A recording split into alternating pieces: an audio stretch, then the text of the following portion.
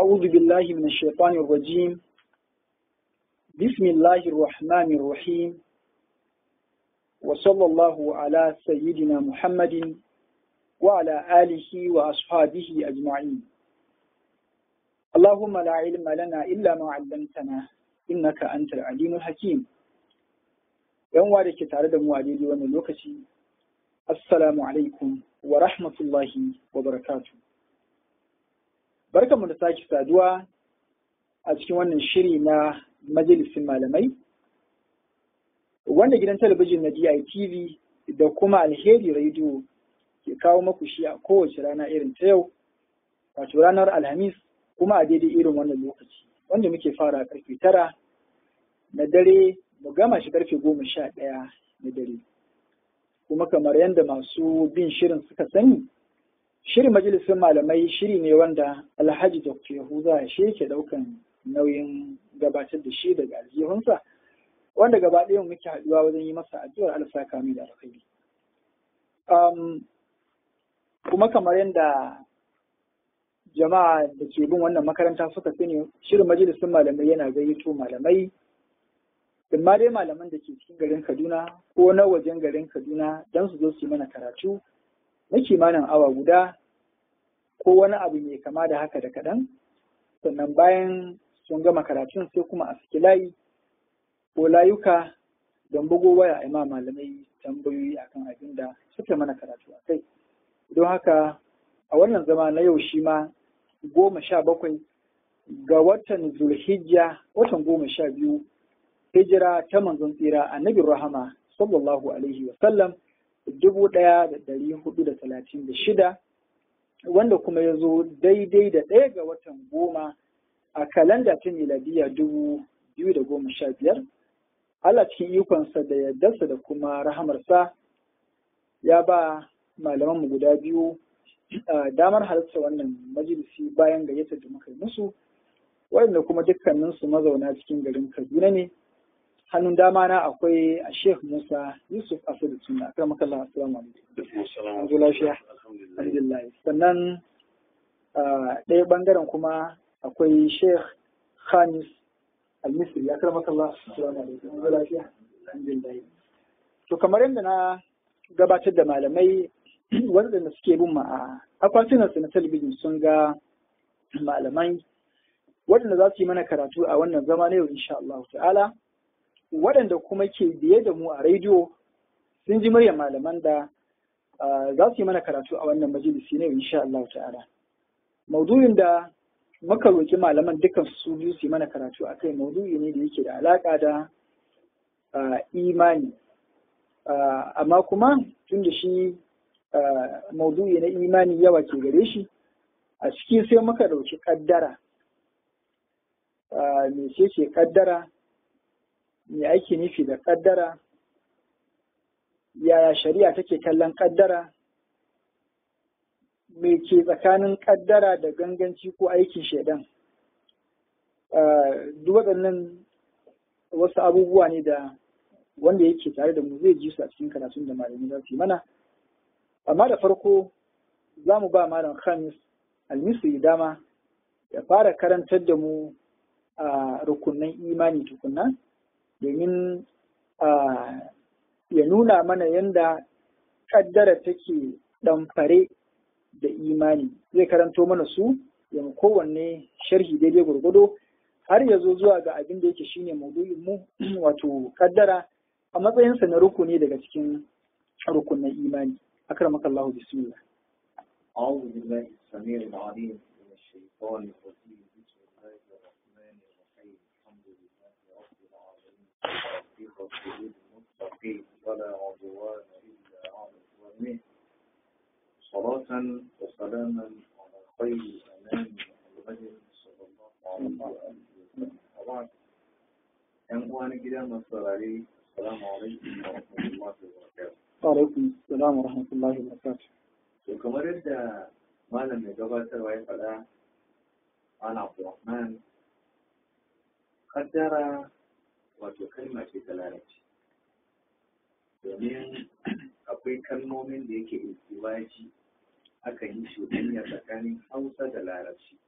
na kamar irin a ce alƙalami kalma ce ta larabci amma sai muka kuro muka mai da ita hausa na aka hausanta da ita yawwa kamar misali a ce alƙawi na sai mu ce alƙali na ire-iren waɗannan kalmomi suna da yawa don haka faddara wato abin da aka zana ko aka rubuta na ce faddara takdira annabi khalaqa fa qaddarahu takdira ya kadarta shi kuma kadartawa na to ya tabbata a cikin sahihain hadisin Umar bin Khattab radiyallahu anhu ya ce kunna julusan عند رسول الله صلى الله عليه وسلم اطلع علينا رجل شديد بياض الثياب شديد سواد الشعر har ya kai inda yake cewa ya ce wata wannan zaune na saman wani mutum ya fito mana shi da mutumin nan babu alamar tafiya ta tare da shi mai tsananin bakin gashi mai tsananin farin tufafi babu alamar tafiya ta tare da shi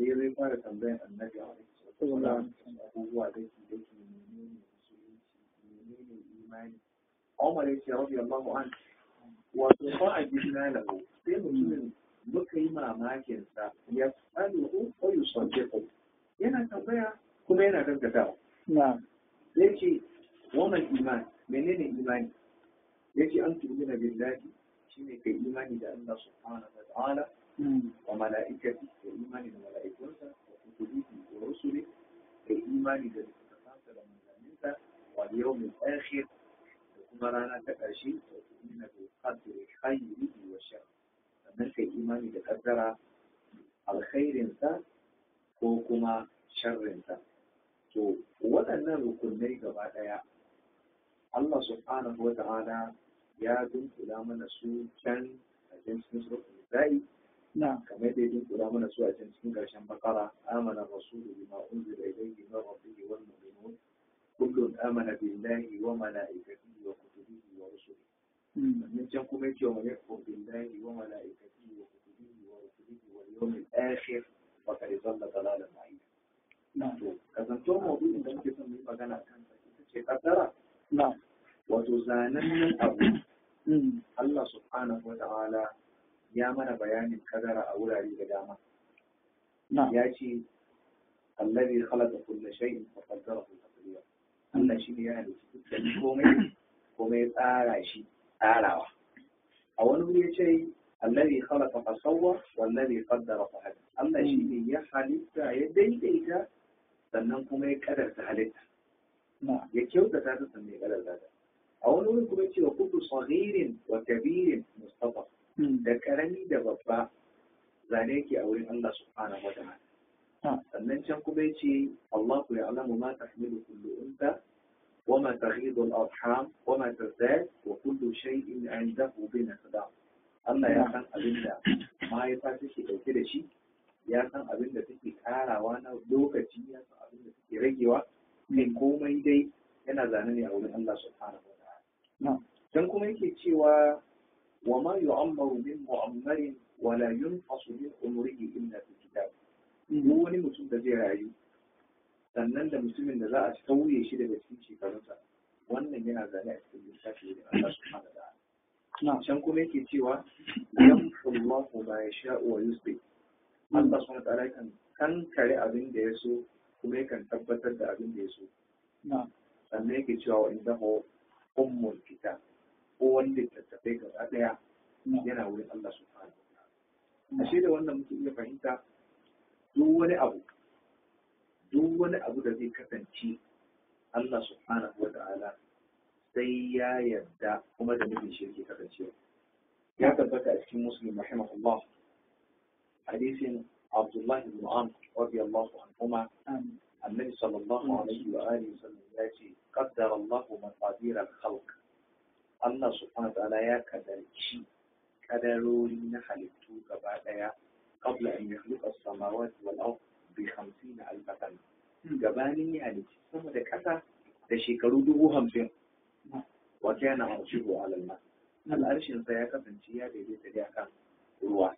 Shi da wanda muke iya fahimta da ni da kai da shi da ita gabanin mu zo duniya Allah subhanahu ta'ala sai da ya zana abin da zai zana da shekaru 50,000 domin aka yi duniyar ma kanta ta zagaye.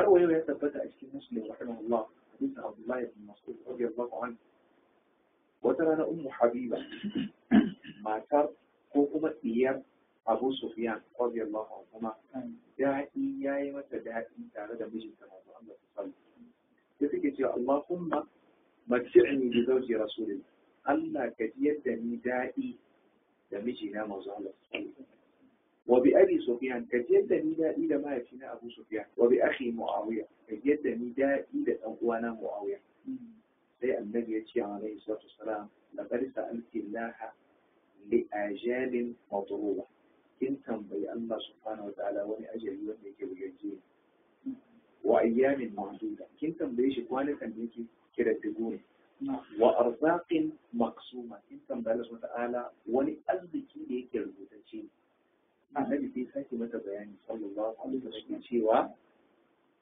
Allah subhanahu wa ta'ala baya gabatan ajali sannan kuma baya jinkiri sai da lokacin da sa'alti Allah an yu'idaki min azabin finna wa fil qabr lakin tambayi Allah subhanahu wa ta'ala ya kare ki wani azaba na kabari ko kuma na wuta to la kana khairan wasa wannan da ya fi miki alkhairi da fara amma abin da aka gana baya go wannan buga maka misali to na kama kallon kafin misali kenan addu'a ba ta kawar da kaddara so ya tabbata a cikin sahihu hakim rahimahullah hadisin sauban sauban yana ɗaya daga cikin ma'aikata na gidan manzo Allah sallallahu alaihi yana cewa la yaruddu al-qadra illa du'a babu abin da ke canza kaddara sai addu'a wala yazidu fil umri illa al-bir ba kuma abin da ke karawa cikin shekaru sai kyawawan ayyuka wato na garci kara mutum shekaru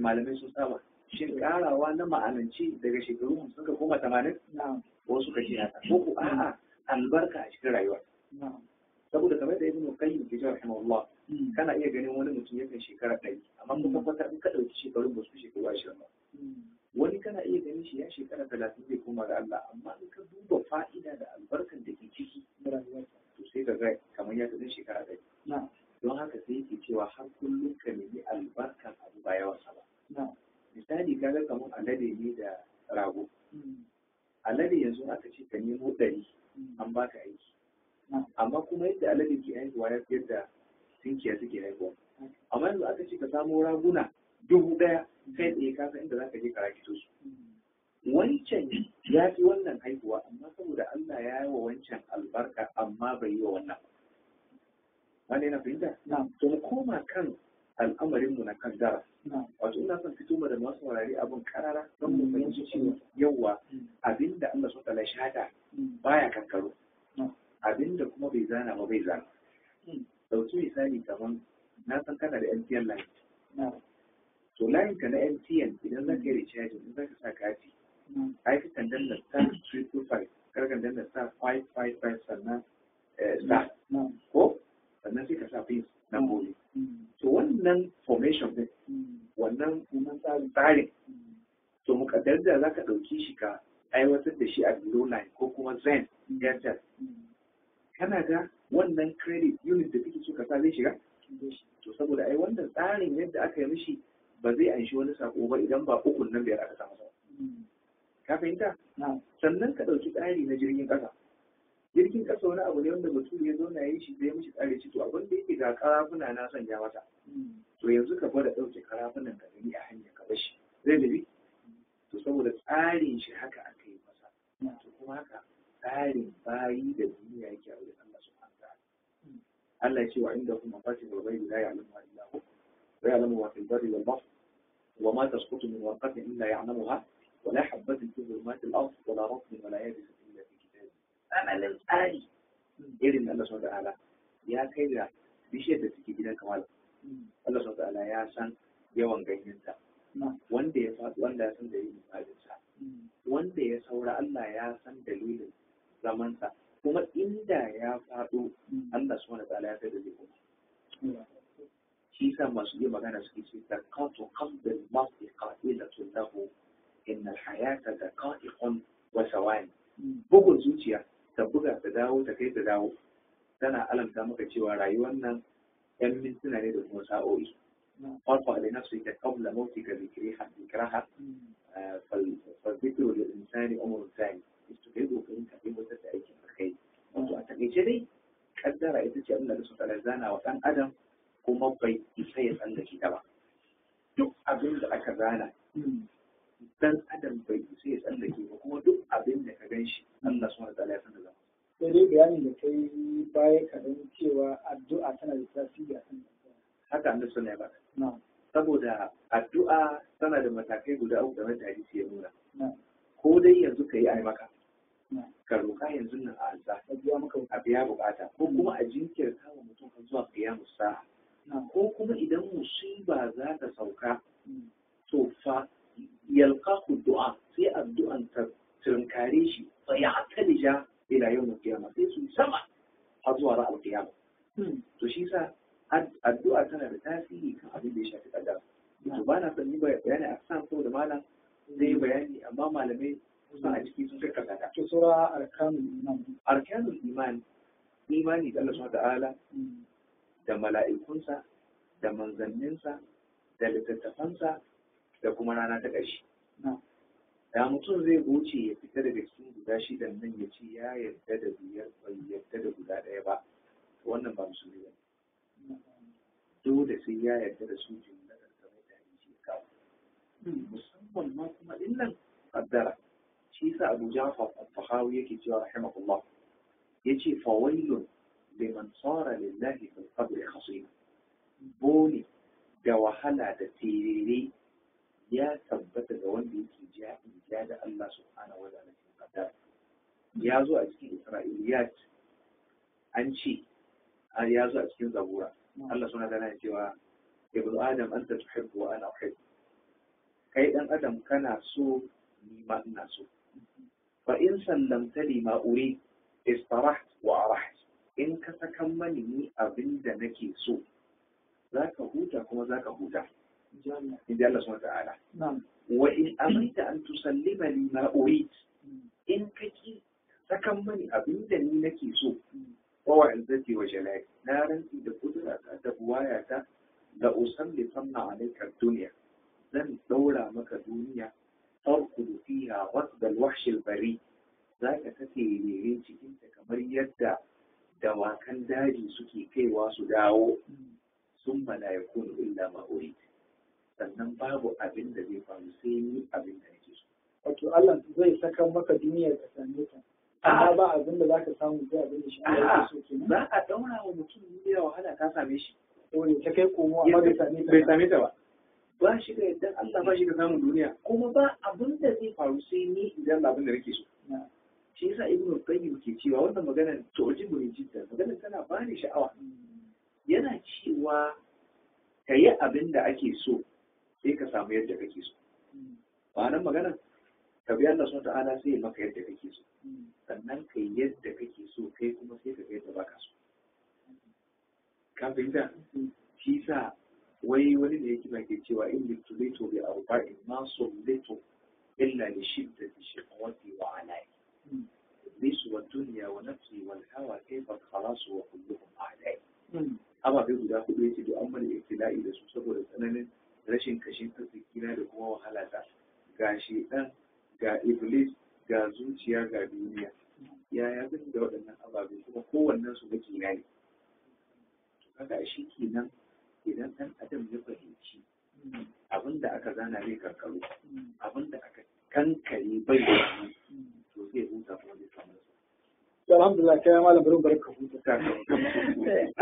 akramaka Allah Sheikh Khamis Al-Misri yayi dogon bayani kan abin da shafi kaddara kuma ya kawo hadisin arkanul iman duk da dai sharhi ba kila maka sake dawa zuwa gare sa karo na biyu ya dauke su ɗaya bayan ɗaya ko da minti biyu ne dan fita mana da fikihun da ke ciki algafata malam shi wannan kaddarar da malam ya mana karatu a kai yana da wasu rukunai ko maratibai wato hawa na shi kaddaran ko kuma rukunai karamakallahu أعوذ بالله من الشيطان الرجيم بسم الله الرحمن الرحيم الحمد لله الذي كان بعباده خبيرا بصيرا الذي علم ما تحمل كل أنثى وما تجيل الأرحام والصلاة والسلام على سيدنا محمد وعلى آله وأصحابه وبعد السلام عليكم ورحمة الله وبركاته. من saurari jawabi daga bakin malamin mu Sheikh Khamis Al-Misri, Allah madaukakin sarki ya saka masa da alheri. Kamar yadda kai bayani akan abin da ya shafi maratibul qadar. Kamar yadda malam ya fara bayanin ita kaddara tana daga cikin rukunin imani guda 6. Wanda duk lokacin da aka ce abu rukuni ne, to in aka rasa ɗaya an samu matsala. Da mutum zai yi da'awar imani a samu guda 5 ɗin, a rasa wannan na ƙarshen shine bai yi imani da kaddara ba. To in ana magana masu imani bai daga ciki. Allah madaukakin sarki ya maimaita ayoyi da dama wanda suke magana akan kaddara a cikin Qur'ani. Allah madaukakin sarki zai ce kad ja'ala Allahu li kulli shay'in qadara. Inna kulla shay'in khalaqnahu bi qadar wa in min shay'in illa indana khaza'inuhu wa ma nunzilu illa bi qadrin ma'lum. Wasannan can da yace istamshi uktuka fataqulu hal adullukum ala man yakfulu farja'naka ila ummika kay taqarra 'aynuha wa la tahzan wa qatalta nafsan fanajjaynaka min al-ghammi wa fatannaka futuna falabista sinina fi ahli madina thumma ji'ta ala qadarin ya Musa. Sannan da ya zo yana magana akan jirgin annabi Nuhu cewa fada'a rabbahu anni maglubun fantasir fa fatahna abwaaba as-samaa'i bima'in munhamir wa qaddarna al-arda uyunan faltaqa al-ma'u ala amrin qad qudir. Magana ne akan abin da ya shafi ainihin wato kaddara. Da haka wajen halitta dan adam Allah ya ce fa qaddarna fa ni'mal qadiruna. Al-ayatu kathira. To kaddaran nan tana da ainihin wato maratibu ko abin da suke cewa ita kanta tana da rukuni. Da haka suke cewa maratibul qadri al-maqduri 4. Wato matakai na kaddara ko rukunai wanda su ne suke haduwa sannan abin da zai tabbata wanda Allah ya kaddara ya tabbata. Suka ce akwai ilmu wa katbun wa sha wal khalqu mushtamal. Wa'annan su ne maratib na kaddara, ilmu. Duk abin da zai faru a duniya Allah subhanahu wa ta'ala ya sani. Sannan Allah ya san abu a dunkulensa kuma ya san shi a ɗaiɗaikunsa. Wato ya san sa jumlatan a dunkule sannan ya san sa a tafsilan a rarrabe. Ya san duniya ga baki ɗayanta sannan duk wani abu a cikin duniya ƙwaya ɗayansa babu abin da Allah bai sani ba. Shi yasa waccan ayar ya ce ta'alam ko alam tara anna Allah ya'lamu, kai mai sauraron karatu baka san cewa lalle Allah madaukakin sarki ya alamu ya san ma fi samawati wa ma fil ardi, ba duk abin da ke cikin sama da abin da ke cikin ƙasa ba wanda Allah bai sani ba. Sai ya ce ma yakunu min najwa salatatin illa huwa rabi'u. Babu yadda za a yi wasu mutum 3 a duniya su haɗu za su yi wani mitin face Allah madaukakin sarki ne na hudu. Da haka malamai suke kaddara bi ilmi da ilimin shi ya san me za su tattauna a gurin. Sannan wala khamsatin, babu yadda za a yi mutum 5 su taru za a yi wani mitin face Allah ne na shida da ilimin shi ya san me za su yi a gurin. Sannan wala adna min zalika, ba za su gaza haka ba, wala aksara ko su fi haka ya zamanto sun tare da yawa, illa huwa ma'ahum, face Allah yana tare da su bi ilmi, ya san me za su tattauna a wannan gurin. Illa huwa ma'ahum aina ma kanu, sannan sun mai yunabbi'uhum bima amilu yawmal qiyamah. Kasantuwar ya san abin da ake a gurin a ranar kiyama masu ya ba su labarin da ya faru da abin da suka tattauna a gurin. Shi yasa ya rufe ari yace inna Allah bi kulli shay'in alim. Allah ya san kowane irin ainihin wato abu. Mushrikai sun taru suna tattaunawa suna magana, shi suka ce a yi magana ƙasa-ƙasa domin Allah Muhammad in an taga murya zai iya jiwa. Suna rufe baki, Allah ya turo da sako ya ce wa asirru qaulakum aw jahru bi. Ko dai ku fito da magana ko ka ku boye ta, duka dai ne a gurin Allah, saboda innahu alimun bi zati sudur. Shi abinda zuciya ta kudurci ma fata baki bai faɗa ba, ya san me aka ainihin wato kudurci.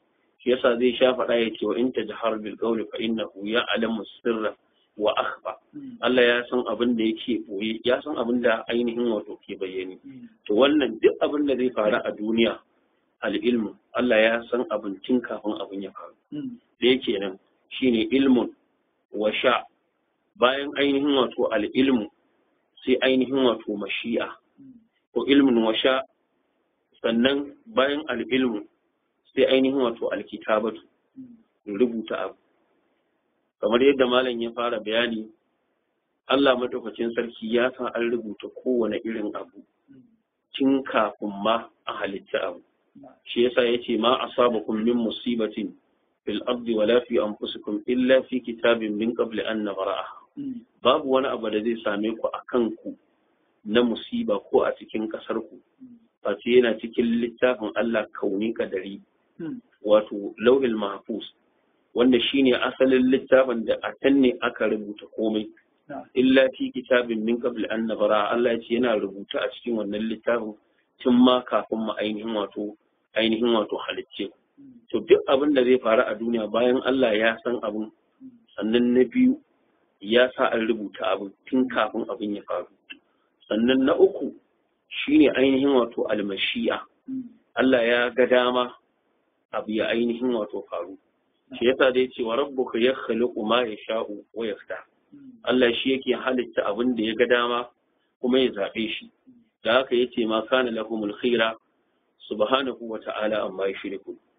To idan Allah ya san abu zai faru, ya rubuta ya faru, kuma ya ga damar ya faru, mataki na hudu wanda shine ɗaya daga cikin rukunai na ita kanta kaddaran shine khalquhu wa tanfizu. Halitta abin da kuma zartar da abin sai ya faru.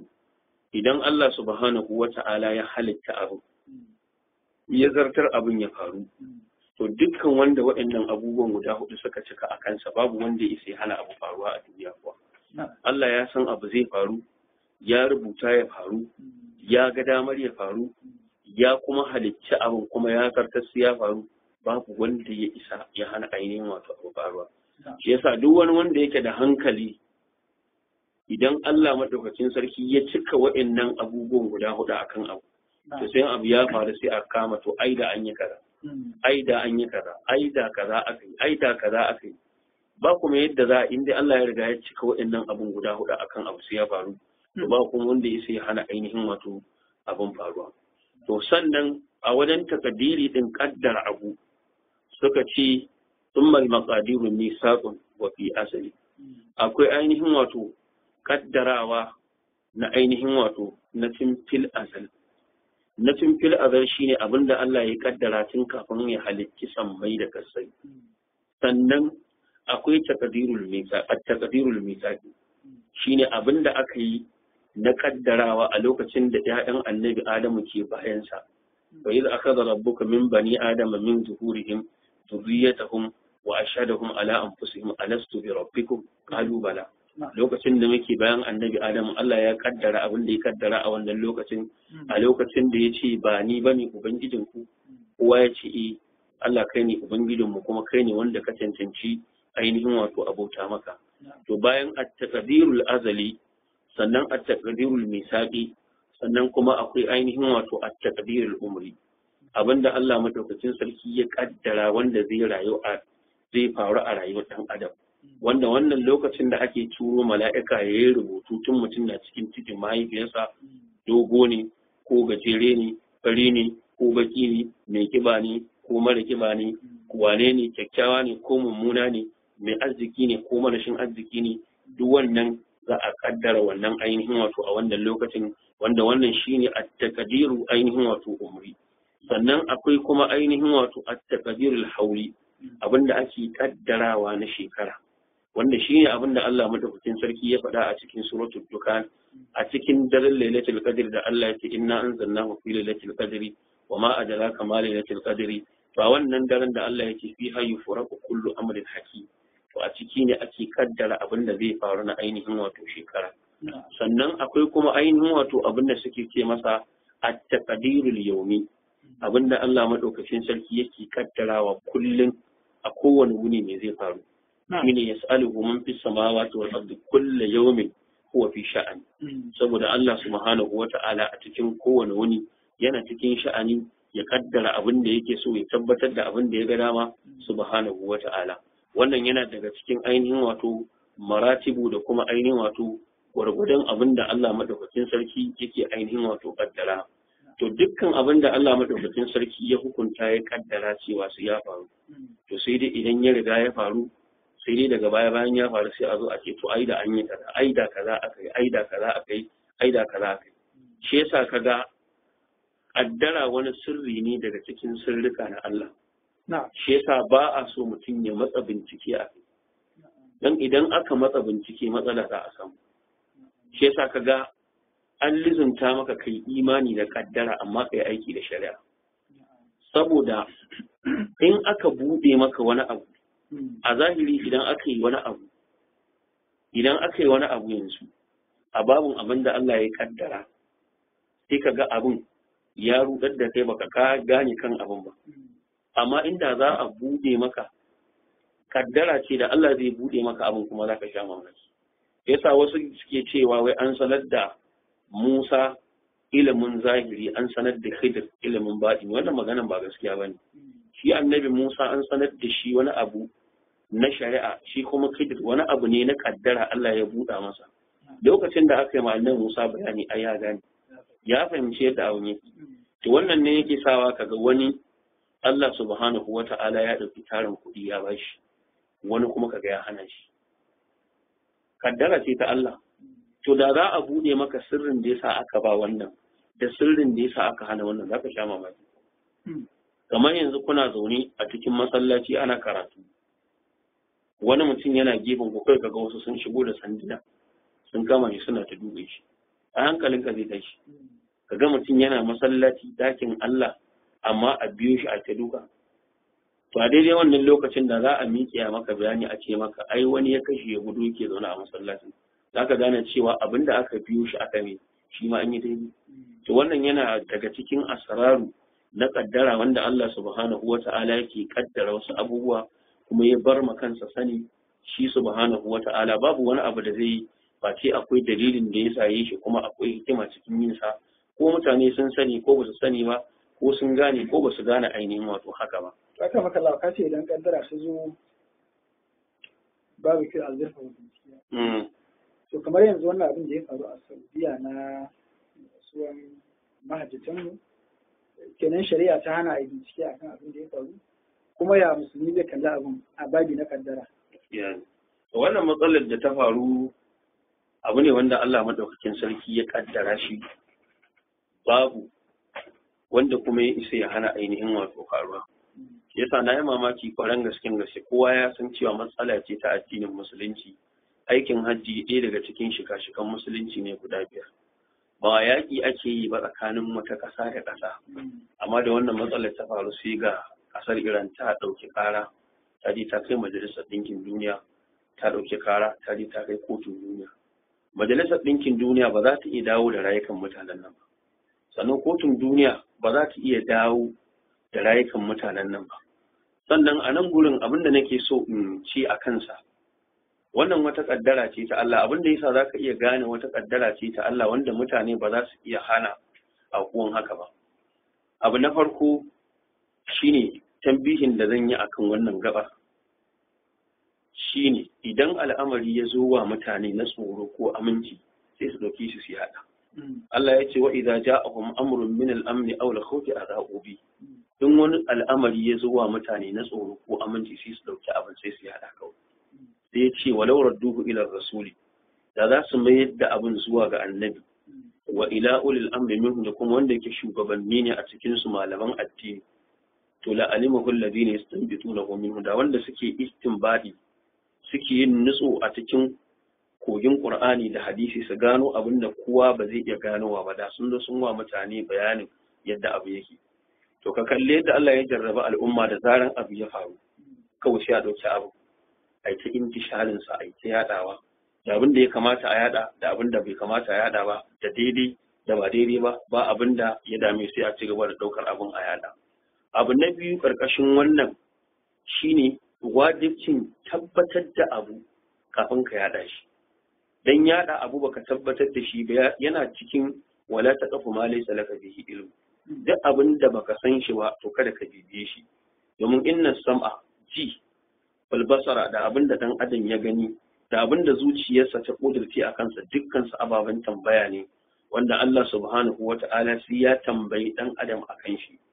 To Allah ya jarrabe mu cikin wata irin al'umma wanda da zaran abu ya faru kawai sai a ɗauki abu a yi ta yaɗawa jita-jita sai a yi ta yaɗawa. Sannan a gurin ɗaukar abu a yaɗa a ba da labari a kanka. Masu ba da labari a kanka duk lokacin da abu ya faru wataƙila za ka samu nau'i biyu ne ko akwai wanda bai soyayya da kai kuma bai kinka shi yana tsakiya, akwai kuma wanda yana son ka, akwai kuma wanda yake makiyinka ne. To awwalan in labari ya fara zuwa daga gurin makiyinka kwata-kwata ba a itibari da shi. Shi yasa yau da rikici zai haɗa ka da wani kotu ya zo ya ba da shaida a kanka, in asali akwai wani guroji tsakanin kai da shi shaida an soke ta ba za a karɓa ba don a koyiwar rashin samun rashin adalci daga gurin shi inda yana kinka. To yanzu masu ɗaukar labarai su yaɗa dangane da abin da ya faru a kan ƙasar Saudiya ka ɗauke su ka sa su a mizani ka gani. Ina tabbatar maka za ka ga kaso 10 daga cikinsu kaso 8 mutane ne yadda kila mamakiya ne na ƙasa. Kaga a koyiwar dama ba za su yi mata adalci ba. Sannan bayan wannan shine mu ba muna cewa ba ne ƙasar Saudiya da abin da ta yi ta yi daidai. Don mutane ne su suke jagorancin ƙasar ba mala'iku ba ne. Kuma Allah ya ƙi kamala ta cika ga kowa sai ga shi kare. Kuma adalci shine duk lokacin da ya tabbata an yi ba daidai ba mutum ko yana tare da kai ka fito ka faɗa. Sannan adalci shine mutum ko bai tare da kai in yi daidai ka fito ka faɗi cewa ya yi daidai. Amma a ƙarƙashin wannan akwai mutanen da za ka ga mutane ne amma ɗabi'unsu na dabbobi ne. Daga cikin dabba mafi muni shine kamar yadda malam ya magana akwai alade. Ka kalla alade za ka ga ɗabi'arsa da'imin in zai sauka baya sauka akan abu mai kyau sai na dasa. To haka mutane a cikinsu akwai wanda za ka ga ɗabi'arsu shine babu yadda za a yi kaji alheri na fita a bakin su sai dai shari. Abin da ya sa muka faɗi wannan maganan shine duk mutumin da yake zuwa ƙasar Saudiya ya santa da kyau ya san cewa abin da suke yi na alheri ya kai kaso 90 cikin 100 idan suna da kuskure bai wuce 10 ba. To a ka'ida kuwa ko adali da ake magana shine duk mutumin da yake hasanatuhu galabat ala sayyi'atihi adali. Wancan abin da wasu ke kawa wal adlu man yastanibul kaba'ira wa yattaqi fil ga'ib fi galibis saga'ira, wannan ababun kotu ne cewa adali shine wanda ya nisanci manya-manyan zunubai kuma yake tsarewa, wannan ababi ne na kotu. Amma a rayuwa duk mutumin da yake yana da aiki na alheri 90 cikin 100 ko jarabawa ɗalibi ya zauna ana neman maki 100 ya ci 90 in dai kai ba mugu bane azzalimi ya kamata ka bashi makin ya ci. To misali, to ƙasar Saudiya kuma tana da aikin alheri a duniya wanda ya kai kaso 90 cikin 100. Amma abin da ya bamu mamaki akwai mutanen da tun da suke ba su taɓa kama gidan rediyo ko gidan TV sun yi program sun faɗa alherin ƙasar Saudiya ba. Da wannan abin ya faru sai gashi suna kama gidajen rediyo da gidajen TV suna program cewa wannan abu da ya faru. Akwai ma wanda yake cewa wai dan menene ƙasar Saudiya ta san mahajjata za su je aikin hajji take wannan aikin na buɗa na ispandin din masallacin harami ai ta dakatar da aikin mana sai mutane sun gama aikin hajji sannan ta dawo ta ci gaba. Kaga wannan alama ne na cewa kwata-kwata bi ma san kasar ba da kuma abin da kasar take ciki. Malam Abraman duk wani mutum a duniya da yake wani aiki ya kware a kansa ko shi waye yau da gobe sai an samu filo a kan shi wata rana. Likitan da ya kware a fiɗa yau da gobe zaka ga wata ran ya yi fiɗa an samu matsala. Ana samun wannan a kowane fil a duniya. Shi yasa Ibn Darabi yake cewa kan min akhi mashudatin akhlaquhu asfaitu wuddal khulqin murtada. So da wani dan uwa na kishi saboda wata dabi'a da yake da shi mara kyau. Yace sannan nakan so shi saboda wata dabi'a da yake da shi mai kyau. Sai yace idza balauta sayfa mahmudan fala tadmunhu yawmun in tarahu qadnaba. Takobi ka tsaugaya wa jini na wuce wanda duk sanda ka dauki abu ka sara da shi zaka ga ya wuce. Yace to karka zarge shi idan ka sara kaga wata rana bai kama ba yau da gobe ce ta halinta. Sannan yace wa tirfu yastadul madawa rubbama anna lima adahu isarun fakaba. In garman doki irin kosasshen nan na folo duk sanda aka yi tsere shi yake zuwa na daya yau da gobe zaka iya samu an zo an fara ana tsere ko rabi ba a yi ba zai faɗi ya kibe yau da gobe ce ta halinta sai ya ce mallaka bil muhaddabin nadbi allazi la yajidu al-abu ilayhi muqtada wa kake da shi mutumin kirki a duniya wanda kuskure baya bujuro masa babu sai ya ce idza tasafata umuran nasi idan za ka ɗauko al'amuran mutane ka ɗora su akan ma'auni ɗaya bayan ɗayansu sai ya ce lamtin maraɗin hadal kamala wakta babu wani mutum a duniya da za ka same shi ya tattaro kamala kuma ya cika sai ya ce hasha rasulallahi sayyidul wara kada hadal kamala wallahi wakta sai fa manzon Allah shi kaɗai ne ya tattaro kamala kuma shi kaɗai ne ya ainihin wato isa wannan ƙasar ta Saudiya Mala Abraman idan ta yi budget a shekara duk da arzikin da take da shi kaso 65 yana tafiya ne akan gyara masallacin harami na Madina da masallacin haramin Makka da kuma kula da yadda za a yi aikin alhazai kar a zuwa samu matsala. Ɗaya daga cikin abin da ke nuna cewa duk abin da zai faru in kana da insafi ba za ka taɓa cewa ya faru intentionally da gangan ba. Kowa ya san irin yadda ake kafa da takatsantsan wurin kiyaye rayukan mutane a Saudiya. Yanzu a Najeriya tsofaffin motoci ake hawa yan Kwatano Belgium ka kalli titunan ba kyau motocin ba lafiya masu shiga motocin ba lafiya daga mai batir sai mai ulsa sai mai shawara sai mai waye haka direban zai ba dawo bayan motin ya rubuta wallahu khairun hafiza wa huwa arhamur rahim ya dinga falla gudu ba wanda yake ya damu da nawa yake gudu amma yanzu a ƙasar Saudiya saboda a tsare rayukan al'umma technologin su ya kai duk wanda yake zuwa ƙasan ya san dukkan motar ka ba za ka hau mota kai musu gudu ya wuce 120 tafiyar da ya kamata kai a awa 3 idan kai a awa 2 ka taso kamar daga Kano za ka shiga Kaduna kafin ka shiga yan sanda za su iya gane cewa ka yi gudu ne da haka sai ka yi fakin ka ƙara bayani za ka kashe ma al'umma mutane traffic light ɗinsu da daddare za ka ga mutum karfe 3 na dare 4 na dare ya zo in ta ba shi hannu ya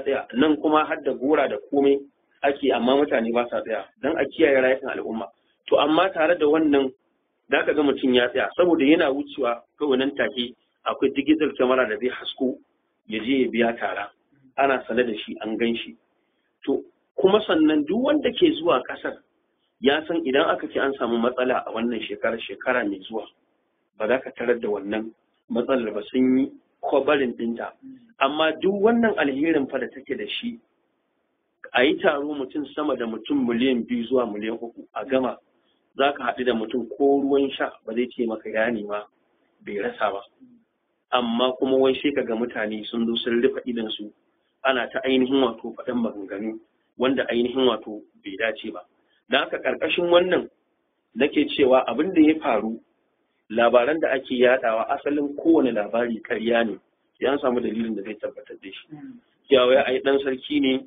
ya zo zai je ya jifa aka tattara mutane wanda ni na ga bidiyon a lokacin da ya je yake jifa ba ma lokaci bane da mutane suke taruwa a gurin wai aka tattara mutane wannan shine dalilin da ya sababin rayukan al'umma suka salwanta saboda dan sarki har wani daga cikin malamai a ƙasar nan yana cewa wannan dan sarkin ya kamata a kamo shi sannan a hukunta shi sannan duk wanda ya mutu a gurin ya kamata a biya diya to abin da nake cewa anan daga ƙarshe malam Abraman saboda lokaci shine abin da nake cewa akwai siyasar duniya idan mutane ba su santa ba su daina shiga wanda ko a Najeriya malami da bai san harkar siyasa ba bai bibiyar ta duk lokacin da ya buɗe baki zai magana wawa zai zama abu na farko ni ina da itikadi da shi nake bauta ma Allah duk duniya babu kasar da take da kima a gurina wacce ta kai kasar Makka da Madina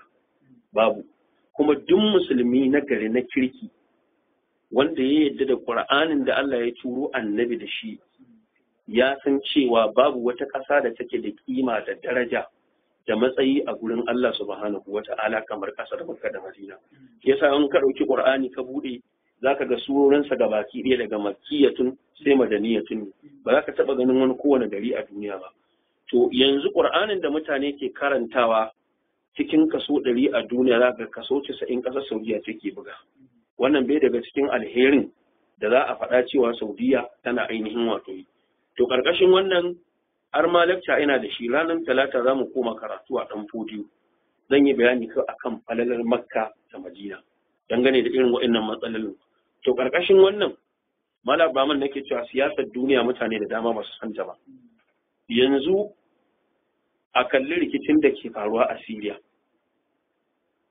Bashir al-Assad an san aƙidar da yake kuma suwa yake mabiyayya da mutanen da suka mutu a Saudiya a kwanan nan da mutanen da suka mutu a Syria na tabbatar mutanen da suka mutu a Syria da wanda suka rasa gidajensu sun kai ninkin 100 wa'ancan akwai ƙauyen da aka je ba wai mutanen ba hatta shanun garin da kaji da komai duk wani abu da yake motsi sai da aka kashe shi akwai ƙauyen da aka je guba aka fesa wanda kowa ya nuna in ƙananan yara ne gashi nan suna aman jini saboda guba ta abin nan amma ba wanda ke magana saboda wa'ancan da ake kashewa 'yan sunna ne ba wanda zai magana sannan a dawo a kalli rikicin da ke faruwa a Yaman yanzu wanda gwamnati ce mai ci aka zaɓa in tawaye suka ɗauki makami suka kifar da gwamnatin a Siriya mutane 3 ne ke taimakonta Bashir al-Assad akwai ƙasar Rasha a ciki sannan daga cikin wanda ke taimakon Bashir al-Assad akwai ƙasar Iran a ciki wanda duk duniya ta san wannan sannan in ka dawo ƙasar Yaman a yanzu wanda mutanen da ke gudun hijira suke tafiya ƙasar Hungary yanzu yan gudun hijira ne da suka tashi daga ƙasar Siriya daga ƙasar Yaman gwamnati mai ci yan tawaye su ɗauki makami su kifar da ita amma waɗannan ana sponsor ɗinsu ana taimakon su ana ba su makamai an yadda su ci gaba da kashe mutane amma ba wanda ke maganan cewa ana kashe mutane a Siriya ana kashe mutane a ina a Yaman kuma su ‘yan Yaman saboda ba su da gata ba wanda za su kai kara a gurin shi ba su ɗauki kara sun kai kotun duniya ba ba su kai majalisar ɗinkin duniya ba sannan ita kuma wayan Siriya ba su da inda za su kai kara ba su kai kotun duniya ba ba su kai majalisar ɗinkin duniya ba sannan mu dawo wayannan matsalolin ba su fara faruwa ba aka dinga samun matsaloli hatta a cikin Saudiya sai lokacin da ya zamanto kasashen da ke makotaka da Saudiya wanda suke da saɓani da ita a aƙida suka fara yaƙe-yaƙe sannan ya zamanto yanzu a cikin garin Makka a cikin garin Madina gefanta ana samun ƙauyukan da ake zuwa a tadabon suwa yake zuwa ta tadabon an sani amma duk ba wanda ke magana to yana son faɗa mutane magana ta ƙarshe saboda mala ya kamata yi magana akan wannan gaba shine ƙasar Makka da Madina ta bambanta da kowane gari a duniya Makka da Madina ne kadai zaka je da niyyar saban Allah ko ba kai saban Allah ba sai Allah ya baka zunubi wa man yurid fihi bi ilhadin bi zulmin Allah yace da zifu min azabin ali in ka je da niyyar saban Allah ko ba kai saban Allah ba sai an rubuta maka zunubi saboda kimar garin a gurin Allah sannan kasar da Allah ya zaba annabin shi wanda ya fi so ya kwantar da shi a cikin ta yana so mutane su gane wannan kasar fa ta fi karfin wasa ba fa wasa bace ba dan haka musulmi su fada ku su gane wannan to tunda ko Saudiya tana da makiya na ciki da waje idan na ce na waje su ne wanda ba musulmi ba in na ce na ciki akwai wanda suna sanye da riga ta musulunci amma na sani ka sani sun fi girmama wasu gurare sama da Makka da Madina sannan magana ta ƙarshe duk duniya mala Abraman a yanzu babu inda zaka je kaga ana dabbaka musulunci 70 cikin 100 80 cikin 100 in ba ƙasar Saudiya ba dan haka ba za ta daina fama da makiya na ciki da na waje ba saboda haka wannan abun mun san daga ina ya taso kuma mun san me ake nufi da shi wallahi a'lam to Allah ya sauke a akala maka Allah ya hakuri mun aje ka cikin bayanin da malam yayi na gidacin babin kaddara din wannan yana nuna kenan duk abin da ya faru a kasar Saudiya kama daga faduwar ƙugiyar ɗaukar kayan aiki da kai sama zuwa ga tunanin da aka samu a Amina duk za a kalle su ne kawai a babin kaddara ko kuwa za a ba su wani irin kallo kamar da wasu ke cewa ita kanta Saudiya ya kamata a mata nasiha duk da tana kokari ta kuma gyara wasu abubuwa. So kamar yadda malam ya faɗa ya tabbata cikin sahih Annabi sallallahu alaihi wa sallam a lokacin da zai fita garin Makka ya ce wallahi innaki la ahabbu biladillahi ila Allah walaula anna ahlaki akhrajuni minki ma kharaj ke ce mafi soyuwan gari a wurin Allah subhanahu wa ta'ala in ba shi jama'a ke sun fishe ni wallahi da mafi tara sannan da kun dubaye da yawa la uqsimu bi hadha al-balad wa anta hallun bi hadha al-balad wa walidun dan kuma yace wa tini wa zaitu wa turi sini wa hadha al-balad al-amin da wannan gari amintacce na ran da shi to kungiyar nan a lokacin da wannan bai faru ba fa aiki take ba tana tsaye ne an kakkafe ta to amma mai yin yadda ya so ko da kai baka so yadda shi ya so ba shi ne Allah subhanahu wa ta'ala sai ya turo iska ta girgide wannan crane kungiya ta faɗa ma mutane to yanzu ka duba matakin kuma da gwamnati ta ɗauka ta ce an yi suspended an dakatar da wannan company ba za a sake ba su kaza ba yanzu ga compensation kusan duk mutumin ya rasa rai an ba shi miliyan 50 ko 60 misali to in baka ɗauki wannan abarin kaddara ba akan me za ka ɗauke shi abu na biyu idan ka ji mutane an ce suna zanga-zanga a sunan ba musulunci ba zanga-zanga waɗanda suka fara yi su ne kawarijawa kuma ya tabbata a cikin sahihain yana da tunanin kamar hadisi Abdullahi bin Amr yake cewa suna zaune sai wani mutum ya zo wata rana Annabi sallam ya yi kaso da ya yi kaso sai bai wa mutane kuɗi Aliyu ya turo mashi danyen zinari daga Yaman ɗin da ba da yawan magana daga can sannan sai ɗauka ya baya wannan ya ba wannan ya ba wannan sai mutumin ne tashi ce wallahi ittaqillah ya rasulullah ka ji tsoron Allah idil kai adalci ni ne za ka kalli fuska na ka ce ji tsoron Allah in ban ji tsoron Allah ba ban yi adalci ba wane ne tsakanin da ku wanda ya fi san Allah zai adalci sai Khalid ɗan Walid ya ce bari in aika da shi na ya ce a'a la'allahu kana yusalli kila yana san da yake kam min musallin yaqulu ma yukhalifu fi ilmi da yawa mai sallah ai kan faɗi abinda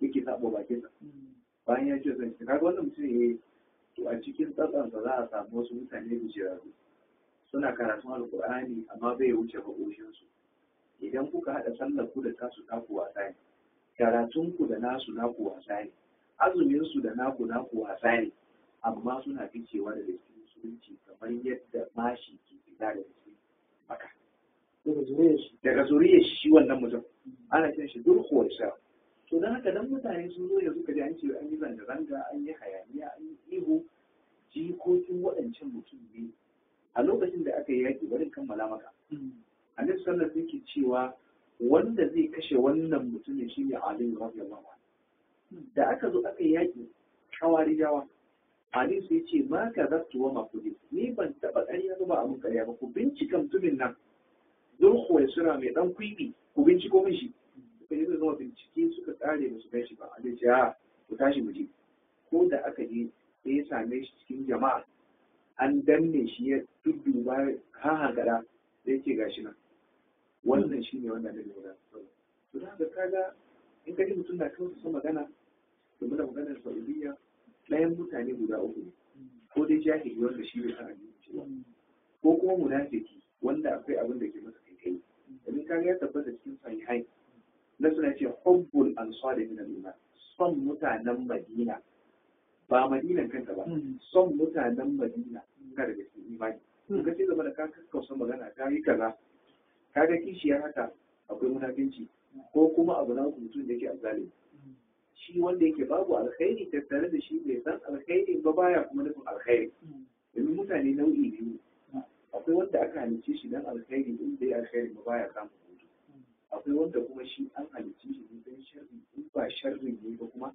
baya samun su hutu haka mutane umuman akan wannan matsala ya kamata mu kame bakin ko dai ya ne in ma baka ce Allah sa da saka mutanen da alkhairi ba to ina da tunanin ba za ka zo ka ce ga to kasashen da ake cewa sun kai yi zanga-zanga sun je majalisar ɗinkin duniya rayuka nawa suka rata yi waɗanda yake ba su yi wasu gani ba waye magana mutum nawa suka kashe ba su bi ba su gani ba waye magana kawai ne magana sai abin da ya taso wanda yake abu ne Allah ya kawo shi shekaru na ba ya wannan ba to kuma in ka duba ko da yaushe ana cikin aiki saboda a daɗaɗa wa mutane babu kuma wata ƙasa da suke cewa Saudiya nan gaji a daga kuɗin ta ne suke cirewa ta yi kuma ba a ce ai wai maka da wani maka zai wai ta wani neman a gaba suna son sai sun cike shi sai ce to ai duk dai kiyayya tun da malamin nan ya zo ya gina muku da wasu biyu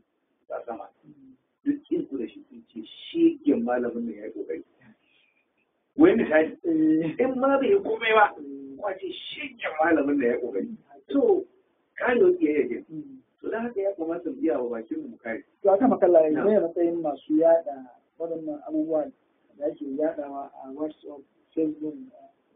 Ya tabbata cikin Bukhari da Muslim rahmatullahi alaihi duk sanda wata rana ya zo ya ce ina kwanci ne wasu da ɗauki da suka ce da zan nuna wa kawai da aka tafi sai ya je ya samu wani mutum ɗaya na zaune ɗaya na tsaye shi mutumin da yake kwancen sai ana sa guduma a yaga bakin shi ganin sai ya kai kiya sannan wannan a kamo ta nan a yaga bakin shi sai ya kai kiya na su da ma haza me wannan ce in fara muje daga baya da yake masa ta'awili sai ce to wannan shine mutumin da zai yi ƙarya ta baze duniya gaba ɗaya don haka haɗari ni har hubba na yi abin da za ka gani a Facebook ko Twitter ko WhatsApp to ba fa hujja bane ka tsaya ka bi abu ka tantance don yana daga cikin wato ausamu talibul ilm sifofinsa asbabatu wa tasabbut kai ka kafu akan mabda sannan kuma ka tabbatar da bayanai da suke amma mutum ya dauki WhatsApp ko magana kamar wani Qur'ani da ka ga abin da wai na gani a Facebook to maganganu nawa ne ake bazawa a Facebook din ƙarya ne yanzu misali akwai wani mutum da su ya masa yarsuwa former DM namu ne a wani kamfani da muka yi har ko sai gashi an watso aka ce Allah ya mawa ne rasuwa to daga baya kuma shi wanda ya watsa sai ce a'a wai shi ya yi surviving cikin hadarin amma wasu biyu ne daga baya kuma sai take reposting ai wannan mutum dai confirm yanzu is dead ya mutu to ka gani to ya kamata mutane su dinga tantance abubuwa kuma ya tabbata a cikin sahih annabi suna ce kafa bil mar'i isman an yuhaddisa bi kulli fasad ya ishi mutum girman zunubi duk abin da kaji kake sai ka ba da labari babu zunubin da yake wannan in je akun fasikun da na bari mata bayyana abin da musulmai kuma su dauka in ka kasance a Facebook ko Twitter ko WhatsApp to ka dauka akan fasiki ne zo da magana yanzu kai kana son sai ka yi bincike amma ba kawai ka yi da posting kana yaɗa maganganu kana abin nan ba irin wannan ya faru da yawa kamar lokacin da aka ce wasu malamai aka sa suna aka dinga magana wai shi wani ana jariya da shi hujjar da na cewa an shi kuɗin nan abin nan ya yaɗu kamar kashi to ga maganan hadisa su ne hadisin kagewa ya bai ji magana ba cikin garin bari amma kuma ya tabbata to yaɗuwan abu don ya yaɗu ba shi ke nuna lallai da gaskiya ba da haka sai mu hattara kuma mu kare bakin mu insha Allah ya sauke a kan makalla kafin mu bude layi lokacin bude layi yayi idan ciwo ya samu mutum shi ma yana daga cikin babi na kaddara ko kuwa domin an ce akwai wata rigar mama da ake saidawa a cikin rigar mamar kuma akwai wasu 'yan sinadarai da sukan iya sa kansa idan mata suka saka shi macen da ta siye shi ta sa ko aka ba ta sa tana ɗaukan shi a matsayin kaddara tun da bata sani ba sannan kuma an har da gaske ne mai hukuncin masu sai da irin wannan da kuma yaɗa shi.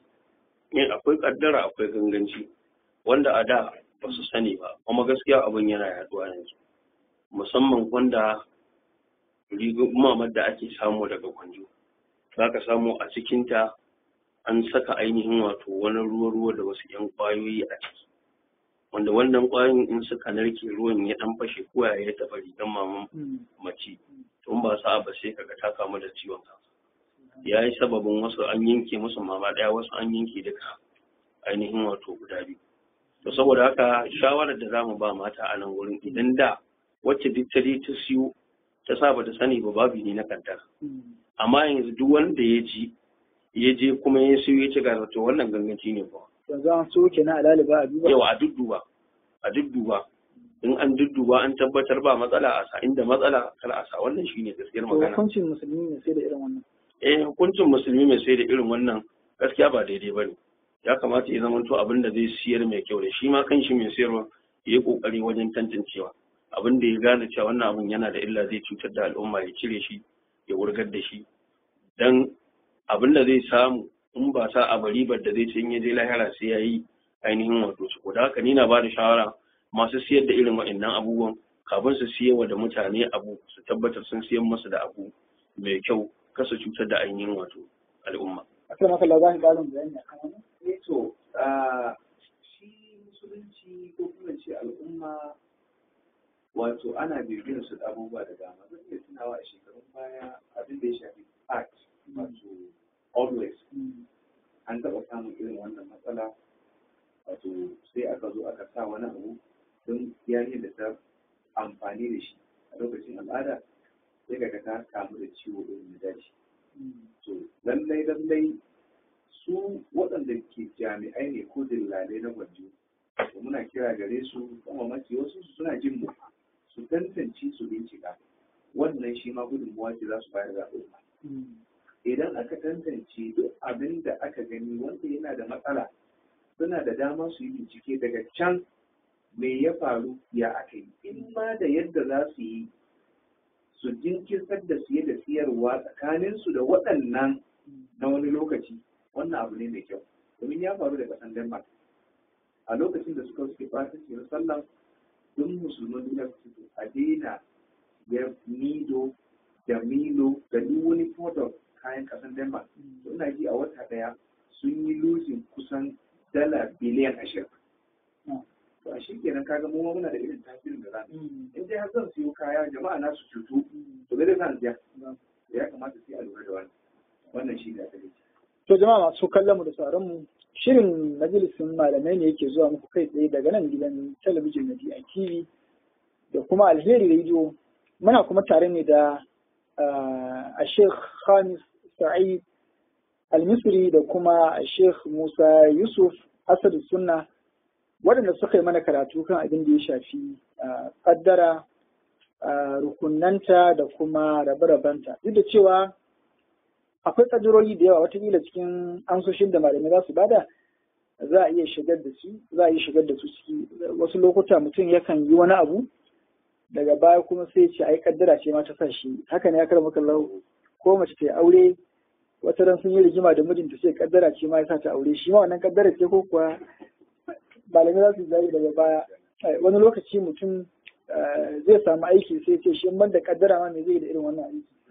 Ina jin a cikin amsoshin da za a bada malamai za su shigar da waɗannan abubuwa da suka rage ba su yi magana a kansu ba, amma yanzu ana iya laliban ma waɗannan lambobi 081 02 35 11 20 da kuma 081 477 13208. Waɗannan lambobi ne da maza za su yi amfani da su, wato 081 02 23 081 0235 1120 da kuma 081 4771 3208. sai lambar da mata za su yi amfani da ita 080 7923 8102. lambar da mata za su yi amfani da ita kenan, wato 0800 79 23 8102. kuma duk wanda ya bugo ya rage akwatin rediyonsa, sannan kuma ya yi tambayar da take da ma'ana. Assalamu alaikum. Assalamu alaikum wa rahmatullah. Wa alaikum assalam wa rahmatullah. Wa alhamdulillah, ina ma malamai na barka da zuwa wannan. Na'am. Muna jin ka. Kuma ya yanki. Assalamu alaikum. Na'am, da muke magana. Assalamu alaikum.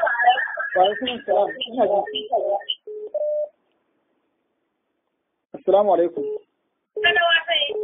Assalamu alaikum. Assalamu alaikum. Assalamu alaikum. Na'am, da muke magana. ko suna na tsarin Ka rage rediyon ka ko talabijin ɗinka. Kana jin mu malam?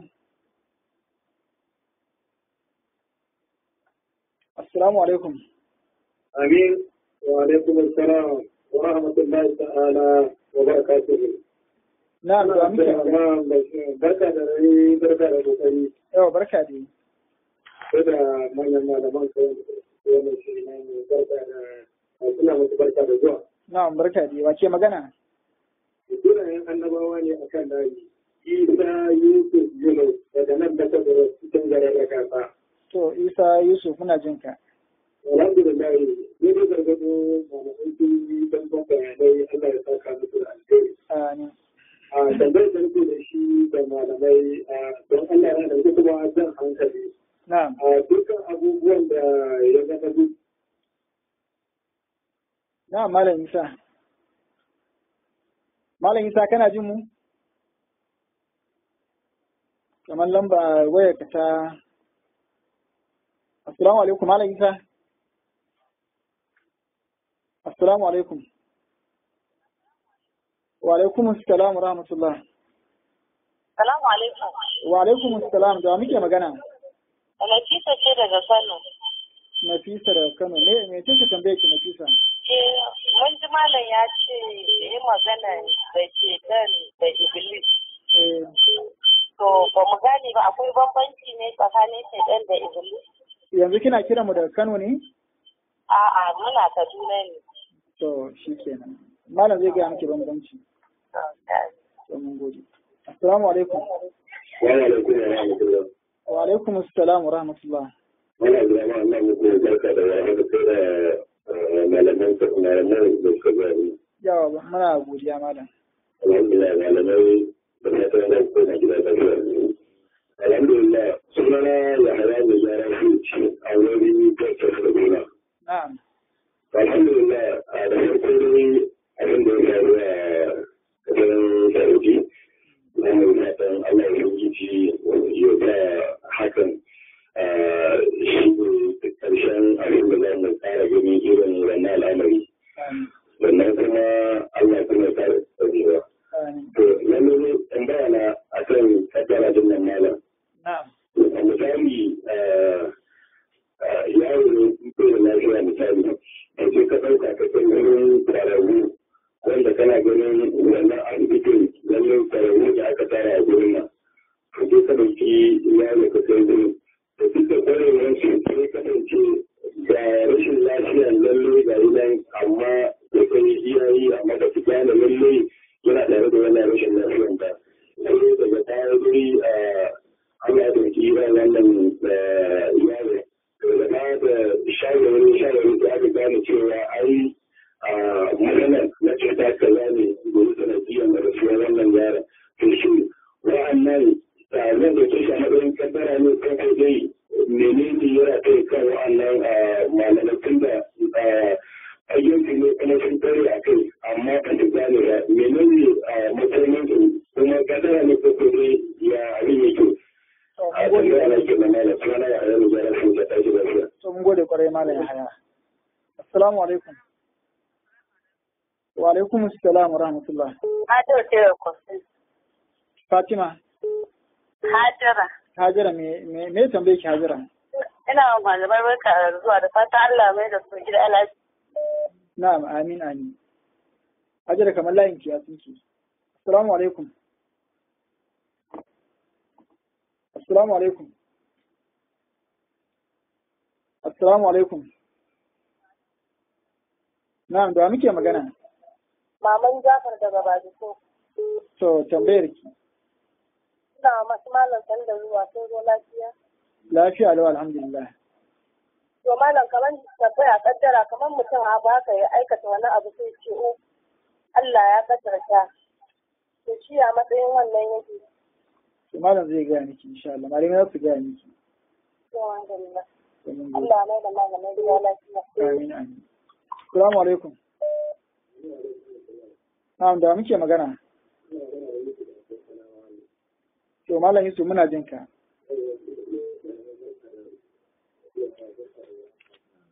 Na'am.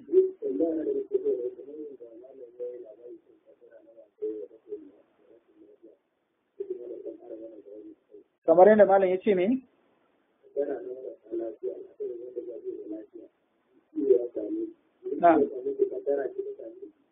na to malam zai gani insha Allah. Assalamu alaikum. Wa alaikum assalam. Ina wuni. Lafiya lawa ke magana. Ta ce daga Badarawa. Wace? Assalamu alaikum. Wa alaikum assalam. Wace magana? Shamsiya ce daga Badarawa. To me tambaye ki? Malam dan Allah me hukuncin mutumin da matar shi ta haihu bai ciya da ita ba da ci da ciyar da ya bar ma iyayenta. To Shamsiya mun gode. Sai an jima. To mun gode. Shamsiya wani tambaye ta ce za mu tura ta wani wuri. Assalamu alaikum. Wa alaikum salam. Na'am, da muke magana. Kuna magana da Hajara daga NDA. To me ce tambayar ki? Malam da fata wani lafiya. Lafiya da alhamdulillah. Malam tambaya na shi ne kamar yanzu in abu ya samu mutum ya nuna ya damu shin bai yarda da kaddara ya same shi ba kenan. Idan abu ya damu mutum sai ya nuna damuwarsa wannan yana nuna cewa kenan bai yarda da kaddara ba ko? Bai yarda da kaddara mai kyau wanda ko mana so da ya same shi in ya nuna ya damu sosai haka. So malamai za su amsa miki. Malamai da su taimaka min da addu'a. Na'am? Taimaka min da addu'a da Allah mana. To suna jin ki za su taimaka miki insha Allah. To malam na gode da sai. To mun gode. Assalamu alaikum. Wa muke magana? Na'am?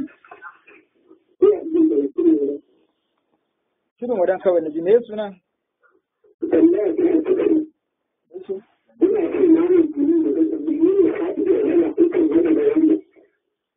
Me fa'idan zuwa?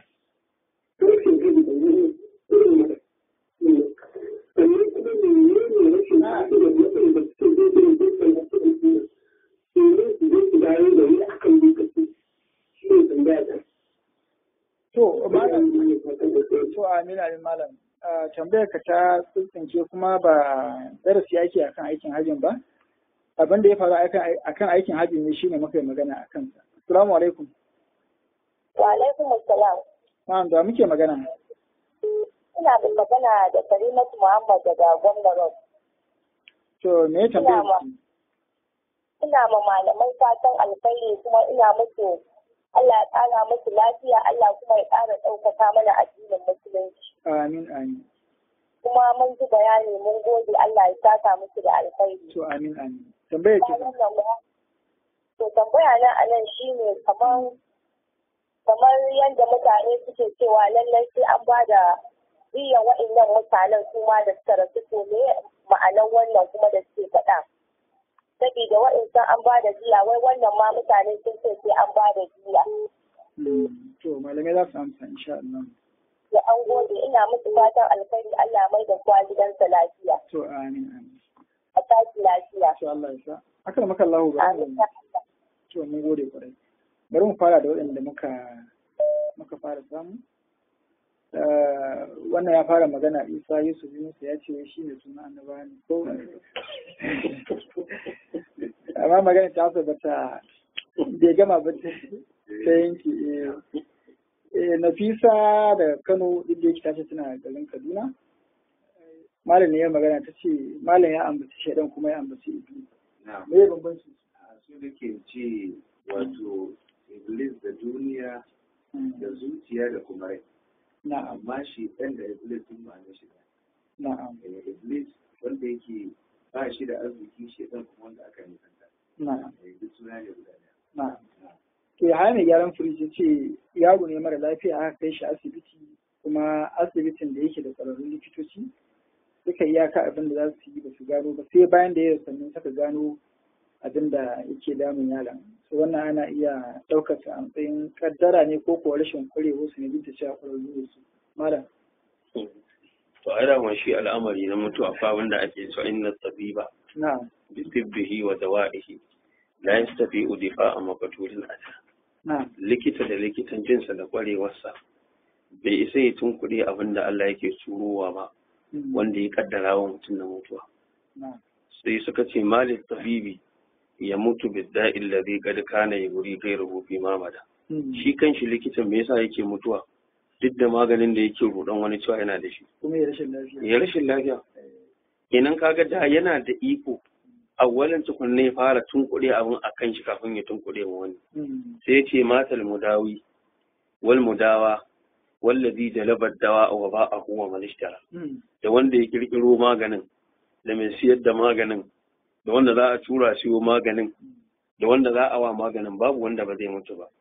Sannan wani malami ya kuma cewa inna tabiba lahu ilmun yadullu bihi in kana lil mar'i fi ayyam ta'khir. Likita yana da maganin da zai bayar maka amfani amma in kana da sauran kwanaki a duniya. Hatta idza man tahat ayyamu rihlatuhu tara tabibu wa kanat al aqaqir. Idan kwanakinka sun kare zaka bar duniya shi ma kan shi likitan sai ruɗi. Kuma duk wata allura da zai amfana ita sai ta yaudare shi. Ya soka wannan ba za ta yi ba, ya soka wannan ba za ta yi ba. Inda ka yadda ƙwararru ne sun ƙware, Allah ne nufin cewa sai ya bar duniya shi yasa abin da ya kamata su gano ya ɓoye musu, kuma ko sun gano ba zai tasiri ba. Don shi yasa Allah ya ce kalla idza balagati taraki wa qila man tsara. In rai ta riga ta zo kiran kirami, muqaddimatun na mauta suka zo haka za a dinga tambaya waye mai magani.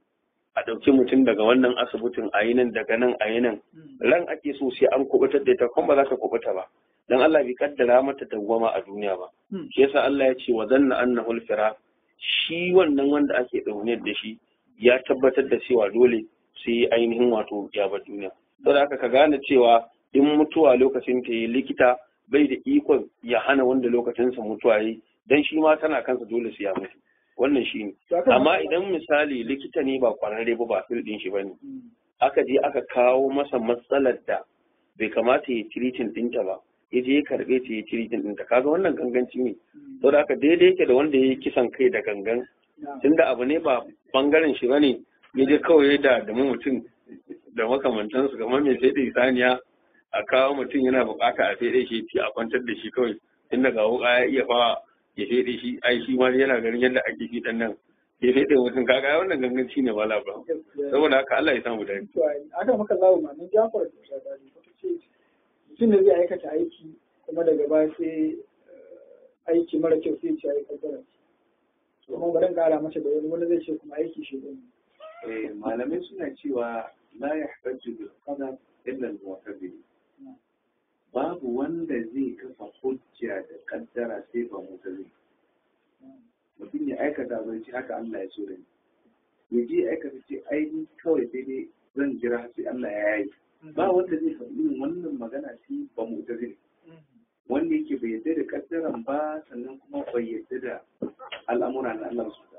Da haka duk abin da ya same ka a dunkule khairan wa sharran ka ɗauke shi. In alkhairi ne ka gode. In sharri ne ga ya haƙuri shi da tabbata a cikin suna anan suna ya ce ajaban li amril mu'min inna amrahu kullahu khair ni al'amarin mu'min da bani mamaki dan dukkanin al'amarin sa alkhairi ne in asabatu sarra shakar kana khairan idan ni'ima dausayi daula ta same shi sai gode wannan kuma shi ne alkhairi ga yasa wa yana asabatu dara saba kana khairan in ko cuta ta same shi sai ya haƙuri wannan shi ne zai masa alkhairi idan aka ce wani a cikin wani hadisi cikin sahih kuma ce wala taqul law anni law fa inna law taftahu babu shiga karka ce da kaza domin da din nan yana buɗe wani babi na shida idan ka dauka kawai ba ruwanka me ya faru a kare ka gode ma Allah ya tare su to alhamdulillah Yusuf ya ce malam ya masu ƙarin bayani akan kaddara da ta shafi masa to ai da ma ita kaddara kamar yadda malam ya bayani yanzu khairihi wa sharrihi da kuma dama sharrihi din nan da ake faɗa bin nisba zuwa ga shi dan adam ne ba bin nisba zuwa ga shi Allah domin haka annabi ya faɗa cewa alkhairu bi yadika wa sharru laysa ilayka yanzu idan kana buƙatar kuɗi ka samu baka samu kai a gurinka ne rashin samun kuɗin yake sharri amma dan Allah bai baka kuɗi ba sharri ne a gurin shi ba sharri bane a gurin shi to dama dan adam kaddarar da take bin sa biyu ko dai Allah ya kaddara masa abin da zai mar daɗi ko ya kaddara mar abin da ba zai mar daɗi ba to idan abu ne wanda ya maka daɗi shi yasa yace ammal insanu idza mabtalahu rabbuhu fa akramahu wa na'amahu fa yaqulu rabbi akramani kaga bayarwa ne wa amma idza mabtalahu fa qadara alayhi rizqahu fa yaqulu rabbi ahana da haka wani ya bashi wani ya hana shi wanda aka bashi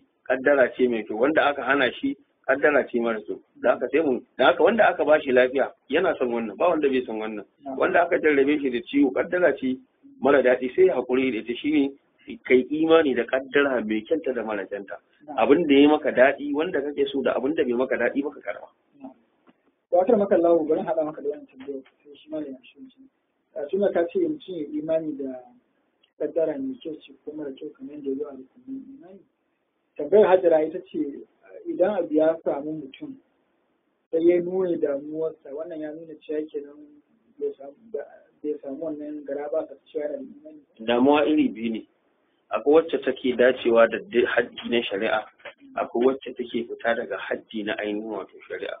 Annabi Yaquba da matsala ta same shi na kubatar ɗansa Annabi Yusuf a abin da ya faɗa kenan inna ma ashku basi wa huzni ila Allah wa a'lamu min Allah ma la ta'lam. Kaga gashi yana cikin damuwa amma ya ƙara mai da al'amarin zuwa ga Allah. Akwai wani lokacin da zai shiga cikin damuwa a lokacin kuma yake ƙoƙarin ya bar Allah subhanahu wa ta'ala. Da haka wanda damuwa ta dame shi ya nuna damuwarsa ya ƙara mai da al'amarin zuwa ga Allah abin da ake buƙata yake nan dama. Wanda kuma damuwa ta dame shi ya ƙoƙarin ya saki Allah ba an samu matsala. Kaga shi yasa mata idan suka zo suka yi ma annabi baya Allah ya ce ya yi annabi idza jaka almu'minatu muhajiratin idza jaka almu'minatu yubayyi'unaka ala alla yushrikna billahi shay'an daga can yace wala ya asinaka fi ma'rufin saboda a wannan lokacin idan an yi rasuwa idan an ce ga gidan baban mace can wata daga kariyo kwana daga nan za ta fara murgina kaga damuwa take nuna amma wannan nuna damuwa ne da ya saba ma ainihin wato shari'a da haka akwai nuna damuwa da ya daidai da shari'a akwai nuna damuwa da ya saba ma ainihin wato shari'a ku tashi a saka ta addu'a tana da addu'a ana zo ƙarshen majalisi Karimatu Muhammad ta ce akar makallawa ya matsayin diyyar wasu na cewa wasu suna ganin ya kamata hukumar Saudiya yadda ta biya diyyar waɗancan da kungiya ta faɗi yanzu su ma waɗannan da suka mutu su ma ta biya diyyar kowa. Za su biya diyya ita diyya ana ba da ita ne in an san wanda ya aiki. Mutum ya ɗauki mota ya ce da wani. Kaga an san wanda ya duka an san wanda aka daka. Ƙungiya da aka sa da yake gwamnati ne ke aiki sai Allah ya turo iska sai wannan ƙungiya ta faɗo to kaga an san su wane ne suke da wannan aiki inda a hankali ba a sa ƙungiyar ba da za mu ce da ba wanda zai rasu amma wannan turmutu din gwamnati ne ta ture su ko kuma ya fi da turmutu haka maganar biya ba ta taso ba saboda ba a san precisely wane ne ya haifar da wannan matsala ba ko maganar da ake ce dan sarki wane ne ba haka yake ba kamar da malai faɗa lokacin ma da za shi ba ma jama'a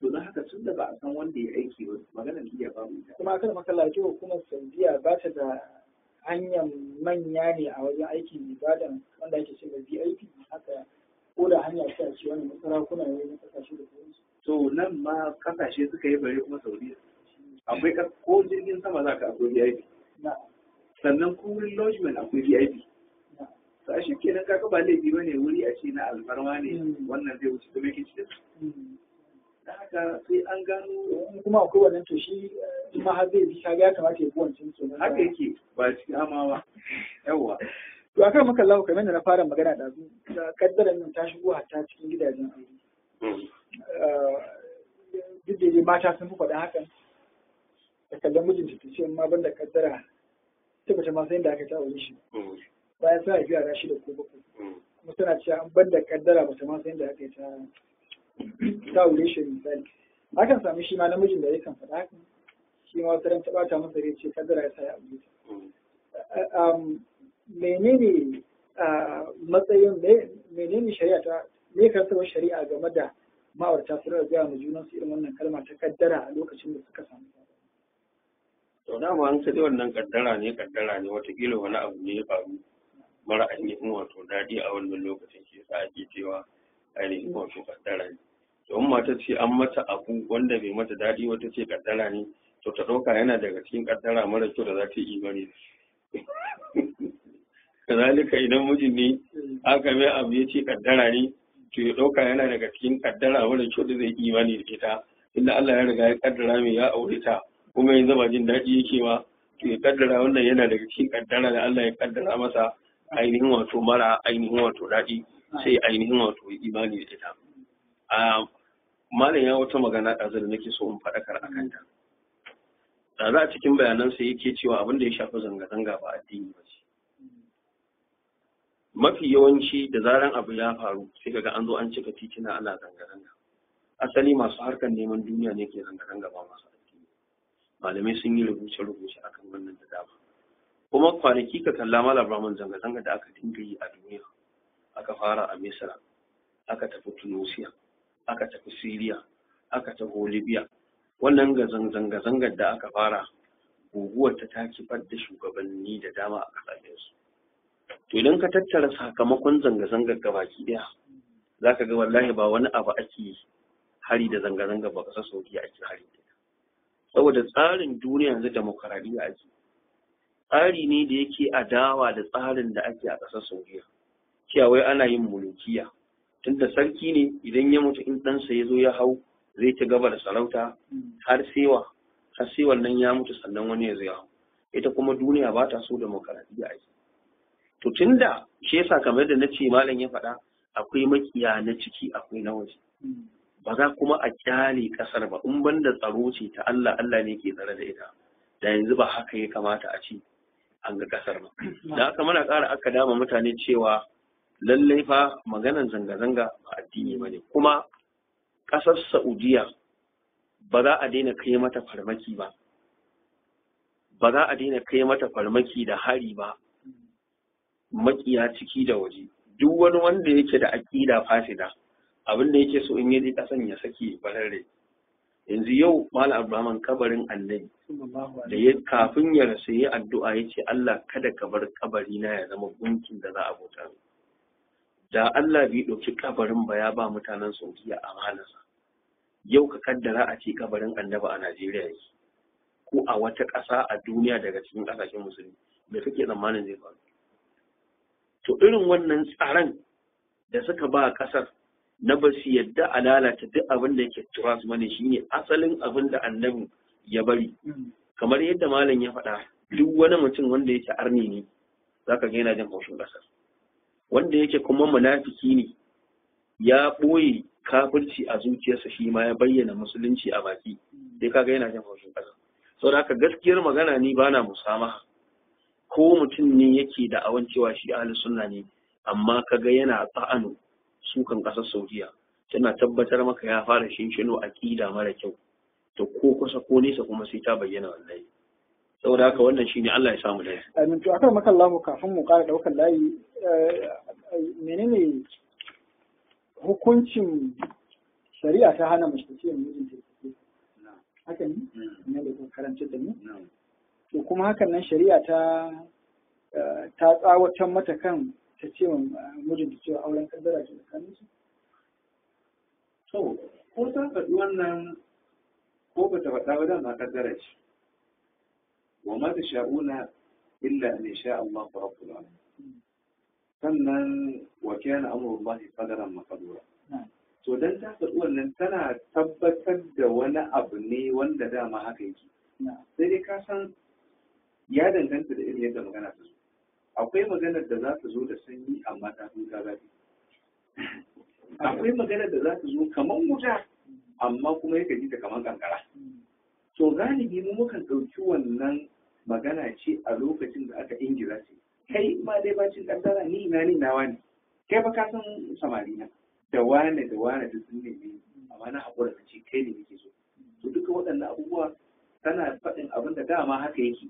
Sai dai sigar da ta faɗa ne mu mukan ɗauke shi wani abu ne na zafi to kuma galibi ma suka yi amfani da wannan wurin kunsurgawa sai maza to wannan kuma bai dace ba to akan makalla ya lafa su ma yaran wasu lokuta za ka ji ko uwa ko uba sun ce wannan yaro wannan kaddararren yaro to wannan kuma baki ne ake wa yaro Allah ya sannan cikin sunan an zo da wani mutum ya sha giya aka tsaida masa da haddi aka ya sake sa sai mutane suka la'anci shi ya ala tu'in mu alaihi shaytan kar ku taimaki shi dani a kansa to dan haka uwa ta ce wa ɗanta wannan kaddararren yaro kuskure a wani hadisi ya ce ko da dabba kar ka tsine ma dabba to bare kuma yaron da kake da tunanin baka nan zai ce wa ƙofar da hamama jama'a bayani sauri ba sai muka ji wannan kaddararren yaron ma'ana fitinan ne da tana baki ya zo daidai da ijaban malaiku to sai kuma kana yin magana ce to Allah ya sauya assalamu alaikum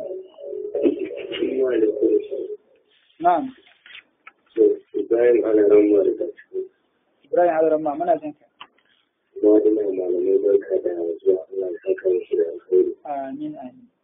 Ni tambaya da malamai akan wannan kaddarar shi ne kamar yanzu mutum ya san cewa lallai in ya fada rijiya zai iya jin ciwo wata kila ma ya iya rasa ran shi gaba ɗaya. Ko kuma mutum ya san cewa in ya fita lokaci kaza akwai haɗari da sauransu ko direbobi gaba suna gudu haka to sai in wani abu ya zo faru sai ce ai kaddara ne haka Allah ya kaddara ko da haka su ba ne ko su bane kadai kuma dangane da saudiyar nan malam wasu sun fara magana to tun da har ga irin abin da ke faruwa shin akwai damar a ba da fatawan a ce to inda dai har in an je ana rasuwa din akwai damar a ba da fatawan a cikin tajiba ko ya abin yake a cikin addini shi ne tambayar to mun gode kwarai Malam Ibrahim. Assalamu alaikum. Na'am da muke magana? Ina magana da Sadiya Mando. To muna jin ki Sadiya. Ina malam barka da zuwa. Na'am. Na kira ne da kawai musu fatan alkhairi mun gode da abubuwan da suke faɗa. To mun gode mu ma. Tashi lafiya. Allah ya sa. Assalamu alaikum. Na'am.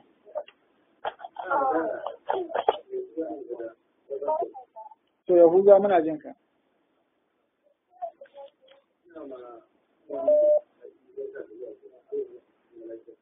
To amin amin. Gaisuwa ce ko akwai tambaya? To bismillah Yahuza.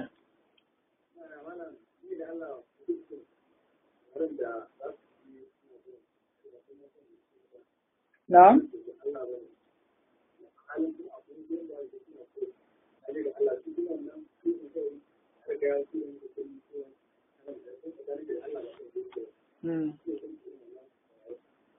Malam Yahuza ai wannan ka shiga wani babi na daban ya haƙuri kai ma sai mu jefa tambayar ka wani wuri ka yi haƙuri Malam Yahuza. Ya shiga ba wata to mun gode.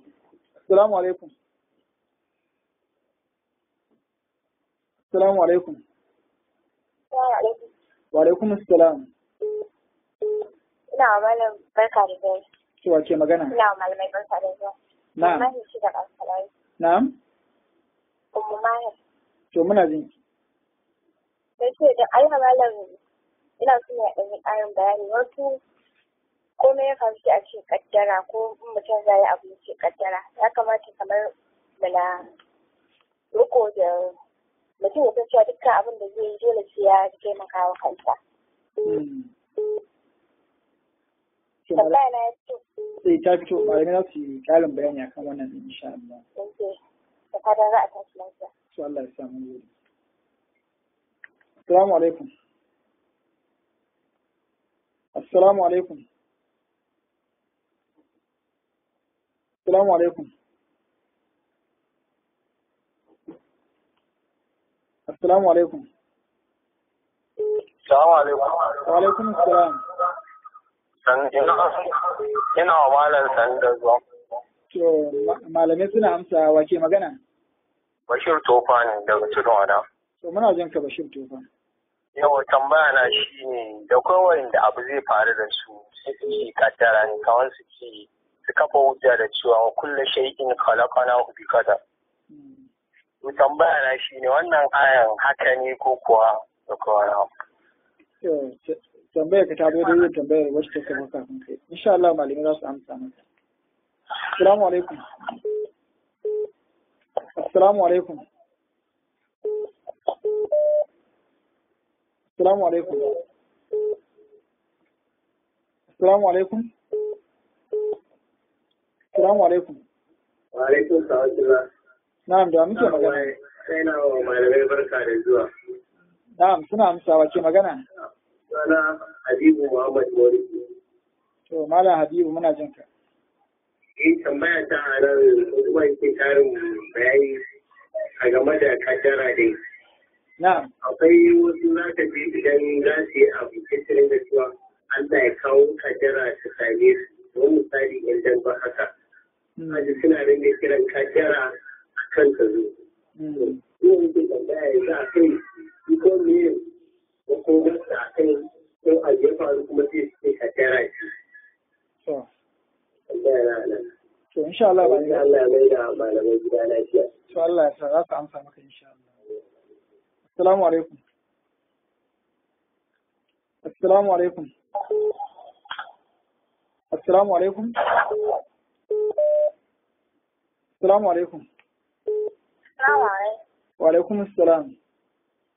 Ina wuni. Lafiya lawa ke magana. Ana magana da Khadija. Tambayar ki. Wala? Me ya tambayar ki Khadija? Kawai yanzu mutum musulmi ne kuma zai yin sallah shi ma za a iya kiran shi kaddara ne. To, kaddara ta hana shi yin sallah? Khadija. Ni ne ban sani ba tambaya ne. A ina so in fahimci tambayar ki ne a yi. Kama a ce mutum ya baya sallah don haka kaddara ce ta hana shi yin sallah ko? To malamai za su amsa miki insha Allah. To a tashi lafiya. To Allah ya sa. Assalamu alaikum. Assalamu alaikum. Wa alaikum salam. Na'am, da muke magana. Mama Maryam. Tambayar ki. Ya Allah akan kaddara ne. Na'am. Mutum ne yake da yara a gabansa. Kuma ba su da mijin aure sai a ce kaddara ne Allah ya kawo mu. To, za mu tambaye malamai mu rashin aure kaddara ce? A kaddara ne? Yawwa kaddara ne wannan abu. Ina fata kuma za su taimake ni da addu'a. To Allah ya ba su mazajen aure. To mun gode. Assalamu alaikum. Wa alaikum assalam wa rahmatullahi ta'ala wa barakatuh. Na'am. Ina malamai barka da zuwa. Na'am, suna amsa. An yaro mai daɗin gaggawa ya gani da sarawa Kaduna. To dan yaro muna jin ka. Ni tambayar da yake da shi ne. Wannan za ga wajen suna aikata masha ko kuma suna shaye-shaye. Amma idan aka taɓa su kawai suka sa cewa kai kaddara ne ta riga fata.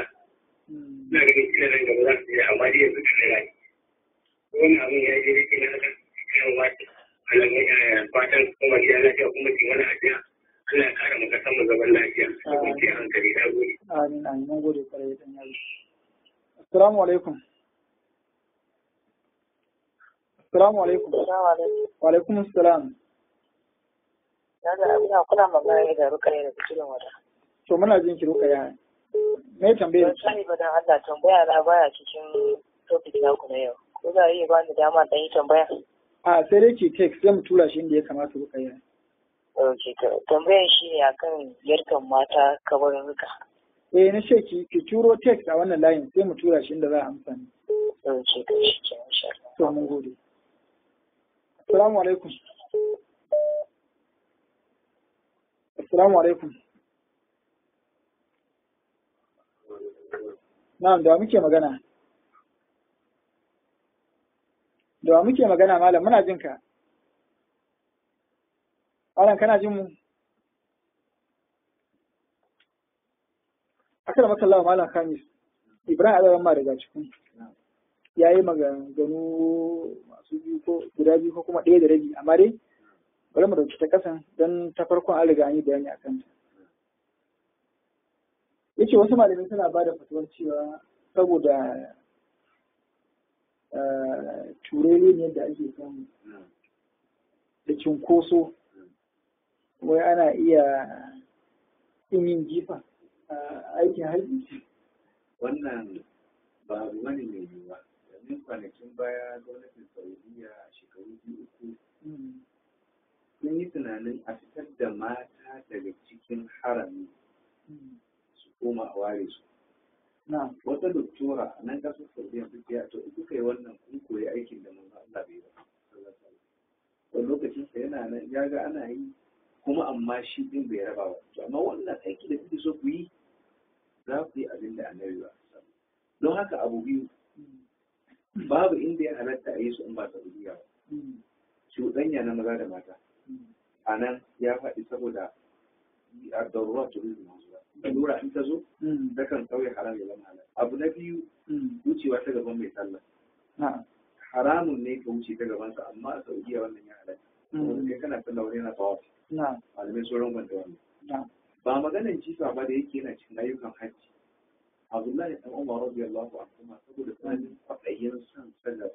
bin sunnan sallah a komai da yake shi muhassab annabi wata rana ya zo sai ya zauna abu Abdullahi dan Umar radiyallahu anhu da ya zo shi ma sai ya zauna ya ga me ya faru ce ba abin da ya faru kawai illa annan na ga manzon Allah sallallahu alaihi wasallam ya zo yana tafiya ya zauna amma ba san shi da ya zauna ba ban san me ya faru ba amma ni ko ba me ya faru da shi ba shi da shi bare kuma magana ji ba za haka ba zai yi a cire shi ba wannan ma gurbin tunani alhamdulillah to Malam Musa ga tambayar mutane guda uku da take da kusan ma'ana guda tambayar Ummu Mahir da tambayar Bashir Tofa da kuma tambayar dan yaro Ummu Mahir yana cewa wasu mutane duk abin da suka yi sai ce kaddara ce don haka yana bukatar malam yana roƙon malam ya jawo hankalinsu shi ma malam Bashir haka ya faɗa sai dan yaro shi kuma da yake cewa masu aikata ma sha a su sha giya su na su komai su ce kaddara ce daga baya za su tuba dukkan waɗannan mutane guda uku sun yi tambaya kusan akan abu guda mutum ya rika yin abu na laifi ya ce kaddara ce yana tunanin daga baya idan kaddarar ta wuce zai tuba ya daina malam zai ce akan haka bayan kaddara Allah ya ba dan adam iskiyari da zabi ba wanda zai zauna ya cin abinci ka ce me yasa ba za ka ci abinci bai ce Allah ne ya kaddara kuma idan Allah ya kaddara ko ya ci abinci ko bai ci ba zai goshi za ka ga ba wanda zai yi da wannan gangaji to saboda haka shi dan adam an lizinta masa ya imani da kaddara amma irin wannan kaddarar da mutane ke amfani da ita to wanda duk kuma yin hakuri ya aiki da ita to ya hakuri kuma ya karɓi sakamakonta wani ya yi sata an kawo shi gurin sai na Umar an ce me ya faru ya ce aka Allah ya kaddara mu yace to kai hakuri mu Allah ya kaddara mu yanke mu hannu duk kaddara ce don haka in kai ma sha ka a babi na kaddara to ka kuma kai hakuri da kaddara shiga wutan an tafi lahira saboda haka wannan shine haram bayani yanzu nake so yin akan wacin tambayar da kai ma malam akan abin da ya shafi ta janye jiba ina so in faɗakar da mutane su gane cewa asali fa aikin haji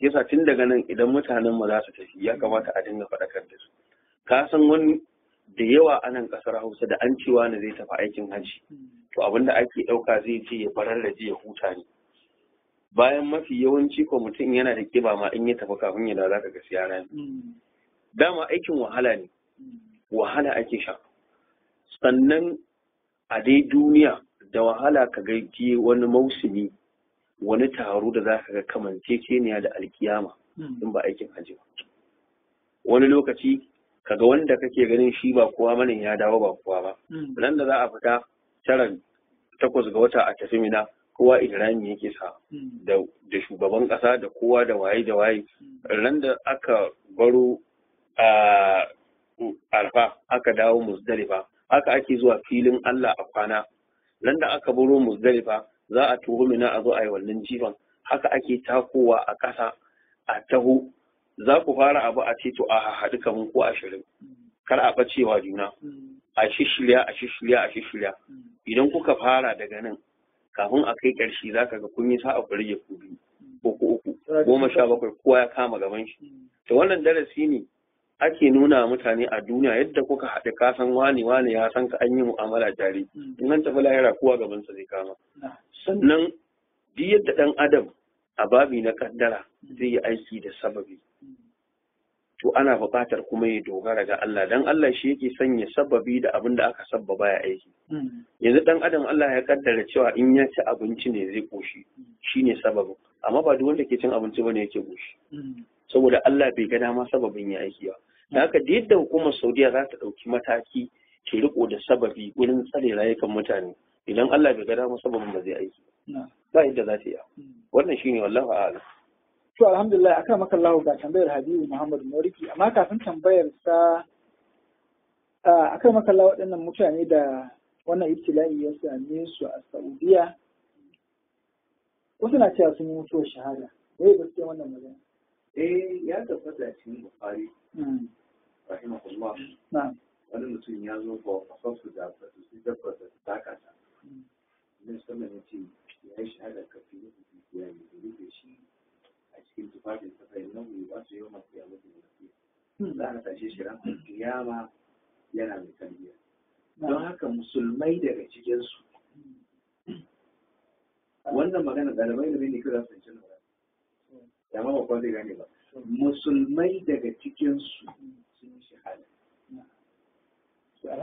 amma ina jin ba ɗaliban ilimi ne kaɗai za su gane wannan magana musulmai daga cikin 710 ne ko 1000 da wani abu yawa to musulmai daga ciki su ne suka yi shahada na Allah ya ji kansu amin ya rabbal alamin wurin nan fito da wani abin da malam ya magana irin wa'annan da ake magana malam amancewa wanda ya kaza aljanna ta tabbata gare shi sai fa in sharadi ya cika ba mani menene sharadi yawa sharadi shine a ce wanda misali ya mutu a ruwa shahidi idan ya mutu a wanda gini ya faɗo mai shahidi ne wanda ya mutu da ciwon ciki shahidi ne mace gurin haihuwa shahidiya ce to idan ta mutu a gurin haihuwar an samu sharadi ya cika to sai a duba a gani ba mani idan mace ta mutu da ciki menene mani abin da ke hana sharadin yin aiki idan mace ta mutu gurin haihuwa da ciki ta yi shahada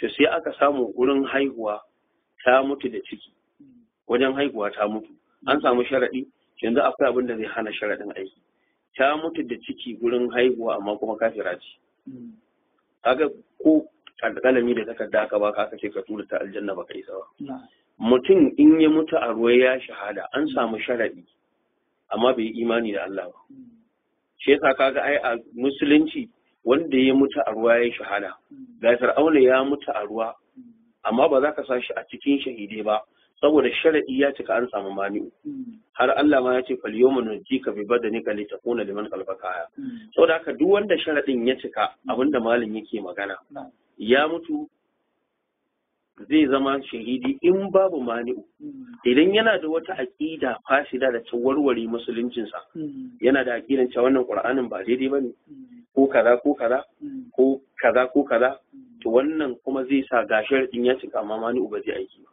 mani'u zai hana sharadin yin aiki alhamdulillah tambayar Habibu Muhammad Moriki akar makallahu yana cewa wasu na kira ma kansu kaddara ne hukunci wannan suna maka su jafa'i ne kamar yadda Abu Jahal yake cewa Allah tsakanin mu da Allah sallah duk mutumin da yake kan gaskiya ya Allah ka nuna shi to don haka sai aka zo aka yi yaki aka kashe Abu Jahal sai aka zo in ta tafi ba kai aku ba wa in ta tafi wa kai da don haka kuskure ne kake son ka Allah ka sanya kaddara ta same ni domin baka san abin da yake rubuce a wurin Allah shi sai ya tabbata a cikin abinan nasa'i hadisin Ammar ibn Yasir radiyallahu anhu wannan ya kana kasancewa cikin abin da yake Allahumma bi ilmika al-ghaib wa qudratika ala al-khalq ahyini ma kanat al-hayatu khayran wa tawaffani idha kanat al-wafatu Allah in rayuwa ce alkhairi gare ni to karaya ne in ko ansana ne yafi min alkhairi Allah ka shi to shine abin da mutum zai amma baka ce kaddara ta same ni kuma kai baka samu nake rubuta sai maka Allah a shari'ar musulunci ya halatta musulmi addu'a daga kasar da yake cewa Allah ya kai shi Madina ya mutu a can to al-ibaratu fi shari'ati bil maqasid wal niyyat la bil mabani wal alfaz kaida ta usul take ita wato shari'a tana lura da niyya ne ko da ka mutu a America amma dai imani salimi ne wannan shahada don haka ba wai zuwa madina ba ne zama a'a akan me zaka kai don ya tabbata a cikin bukhari innamal a'malu bil khawatim ayyuka ana lura da akan mai mutum ya mutu abu lahab da abu jahal ba da abu talib duwa ina suka mutu da amma mai kuma su da haka ba wai akan me zan cika shi ne yake damuwa da mutum ya rike wannan ba wai zuwa madina dan kana iya zuwa madina kuma ya zato ba kan musu kaji kai ba. To a Malam Musa, Khadija ta ce mutum ne yake cewa Allah ya kaddara masa ya rika wasa da sallah ko ya daina ta. Wannan wannan ba zai gaza wancan hukuncin da muka faɗa ba. Inda dama wanda ya shiga wutan aka tambaye shi ma sadaka kun fi zaka za su yi galu lam nakum min al-musalli shine kin gime manzani mai da farko. Saboda in ya dauki wasa da sallah a matsayin kaddara daga gurin Allah in aka je lahira aka sa shi wuta saboda rashin sallah shi ma sai ya karbe shi a matsayin kaddara kawai. Saboda ka aljaza'u min jinsil amal.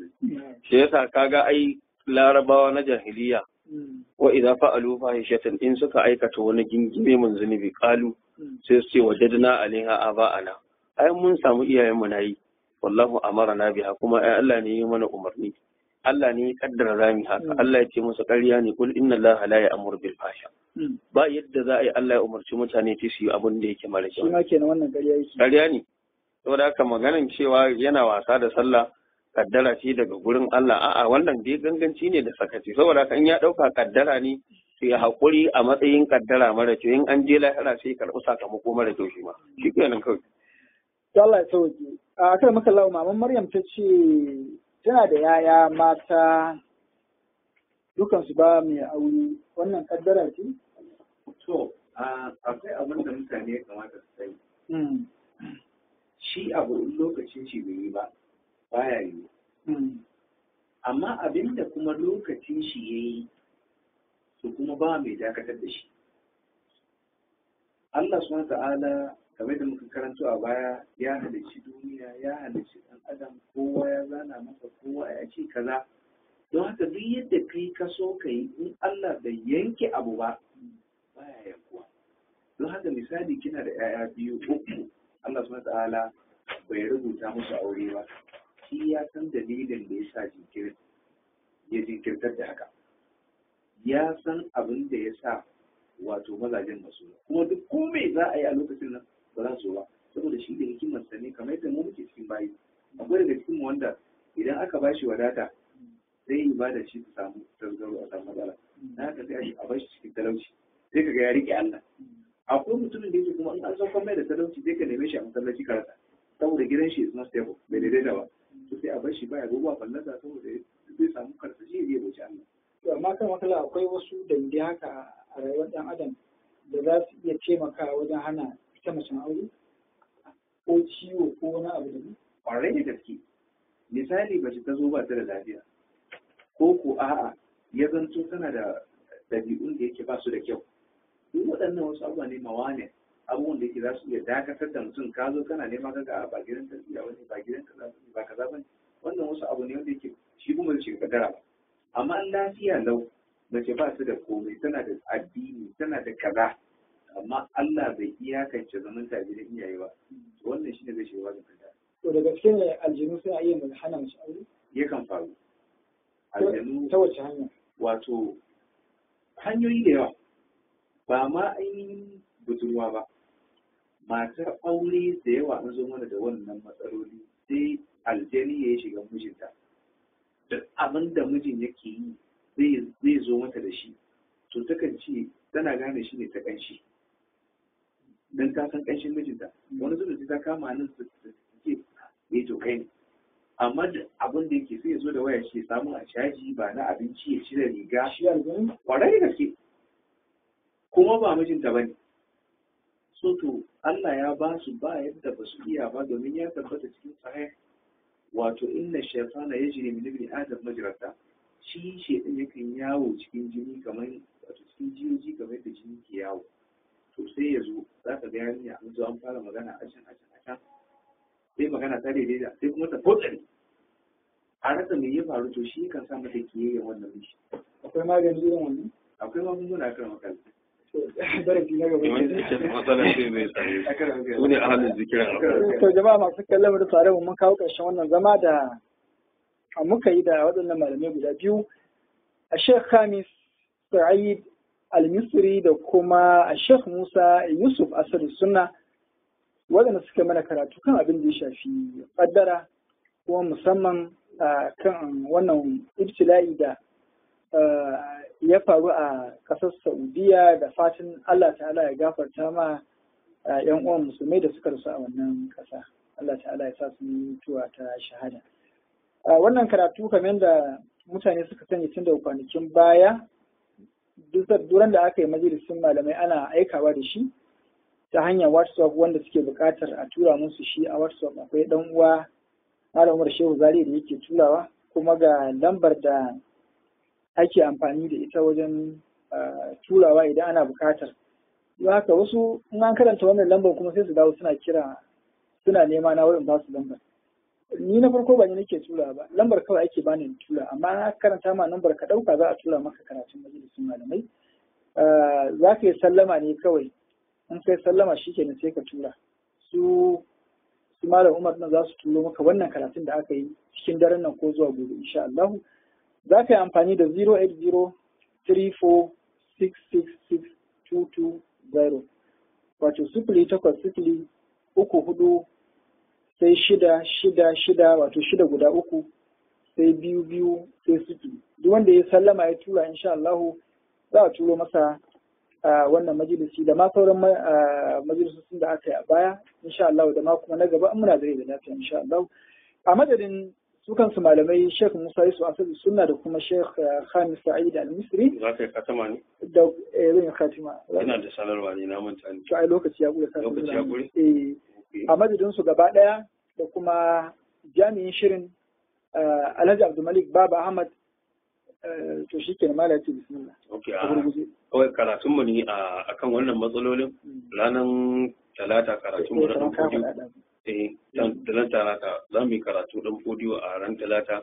Ranar litinin za mu yi karatu a kan suratul hajji abinda ta kunsa a Zaidu bin Sabit. Sannan ɗaliban da muke karatu da su ranar juma'a gobe a masallacin kofar gidana, ina sanar da su za mu dawo karatun gobe. Masallacin kofar gidan haji za mu koma, sannan masallacin unguwar Sani Rimi za mu koma. Da haka dai sanarwa shi ne a taƙaice. Shi kenan? Wani za a fara na ran talata? A'a, gobe karatun da muke na zaure da magariba shi za mu fara. Ranar asabar ma akwai ɗaliban da sun san mana karatu unguwar Rimi. Za mu dawo. Duka na maza ne? Duka na maza ne. Ai dama karatun na maza ne. Ba mata a ciki. Ba mata ya kamata a buɗe musu majalisi. To a madadin abokan aiki da suka taimaka mu wajen kawo muku wannan shirin, musamman Aliyu da Steven, sai kuma Suleiman Sani Muhammad wanda shine ya haɗa mu da ku bangaren rediyo, jami'in shirin Alhaji Abdulmalik Baba Ahmad, sai kuma wanda yake sa kuɗinsa da ɗaukar nauyin wannan shiri Alhaji Dr. Huza shi, duk a madadin su ne da na shirye na kuma gabatar Abdulrahman Bashir Adam nake cewa assalamu alaikum wa rahmatullahi wa barakatuh. Assalamu alaikum. Wa alaikum assalam wa rahmatullahi.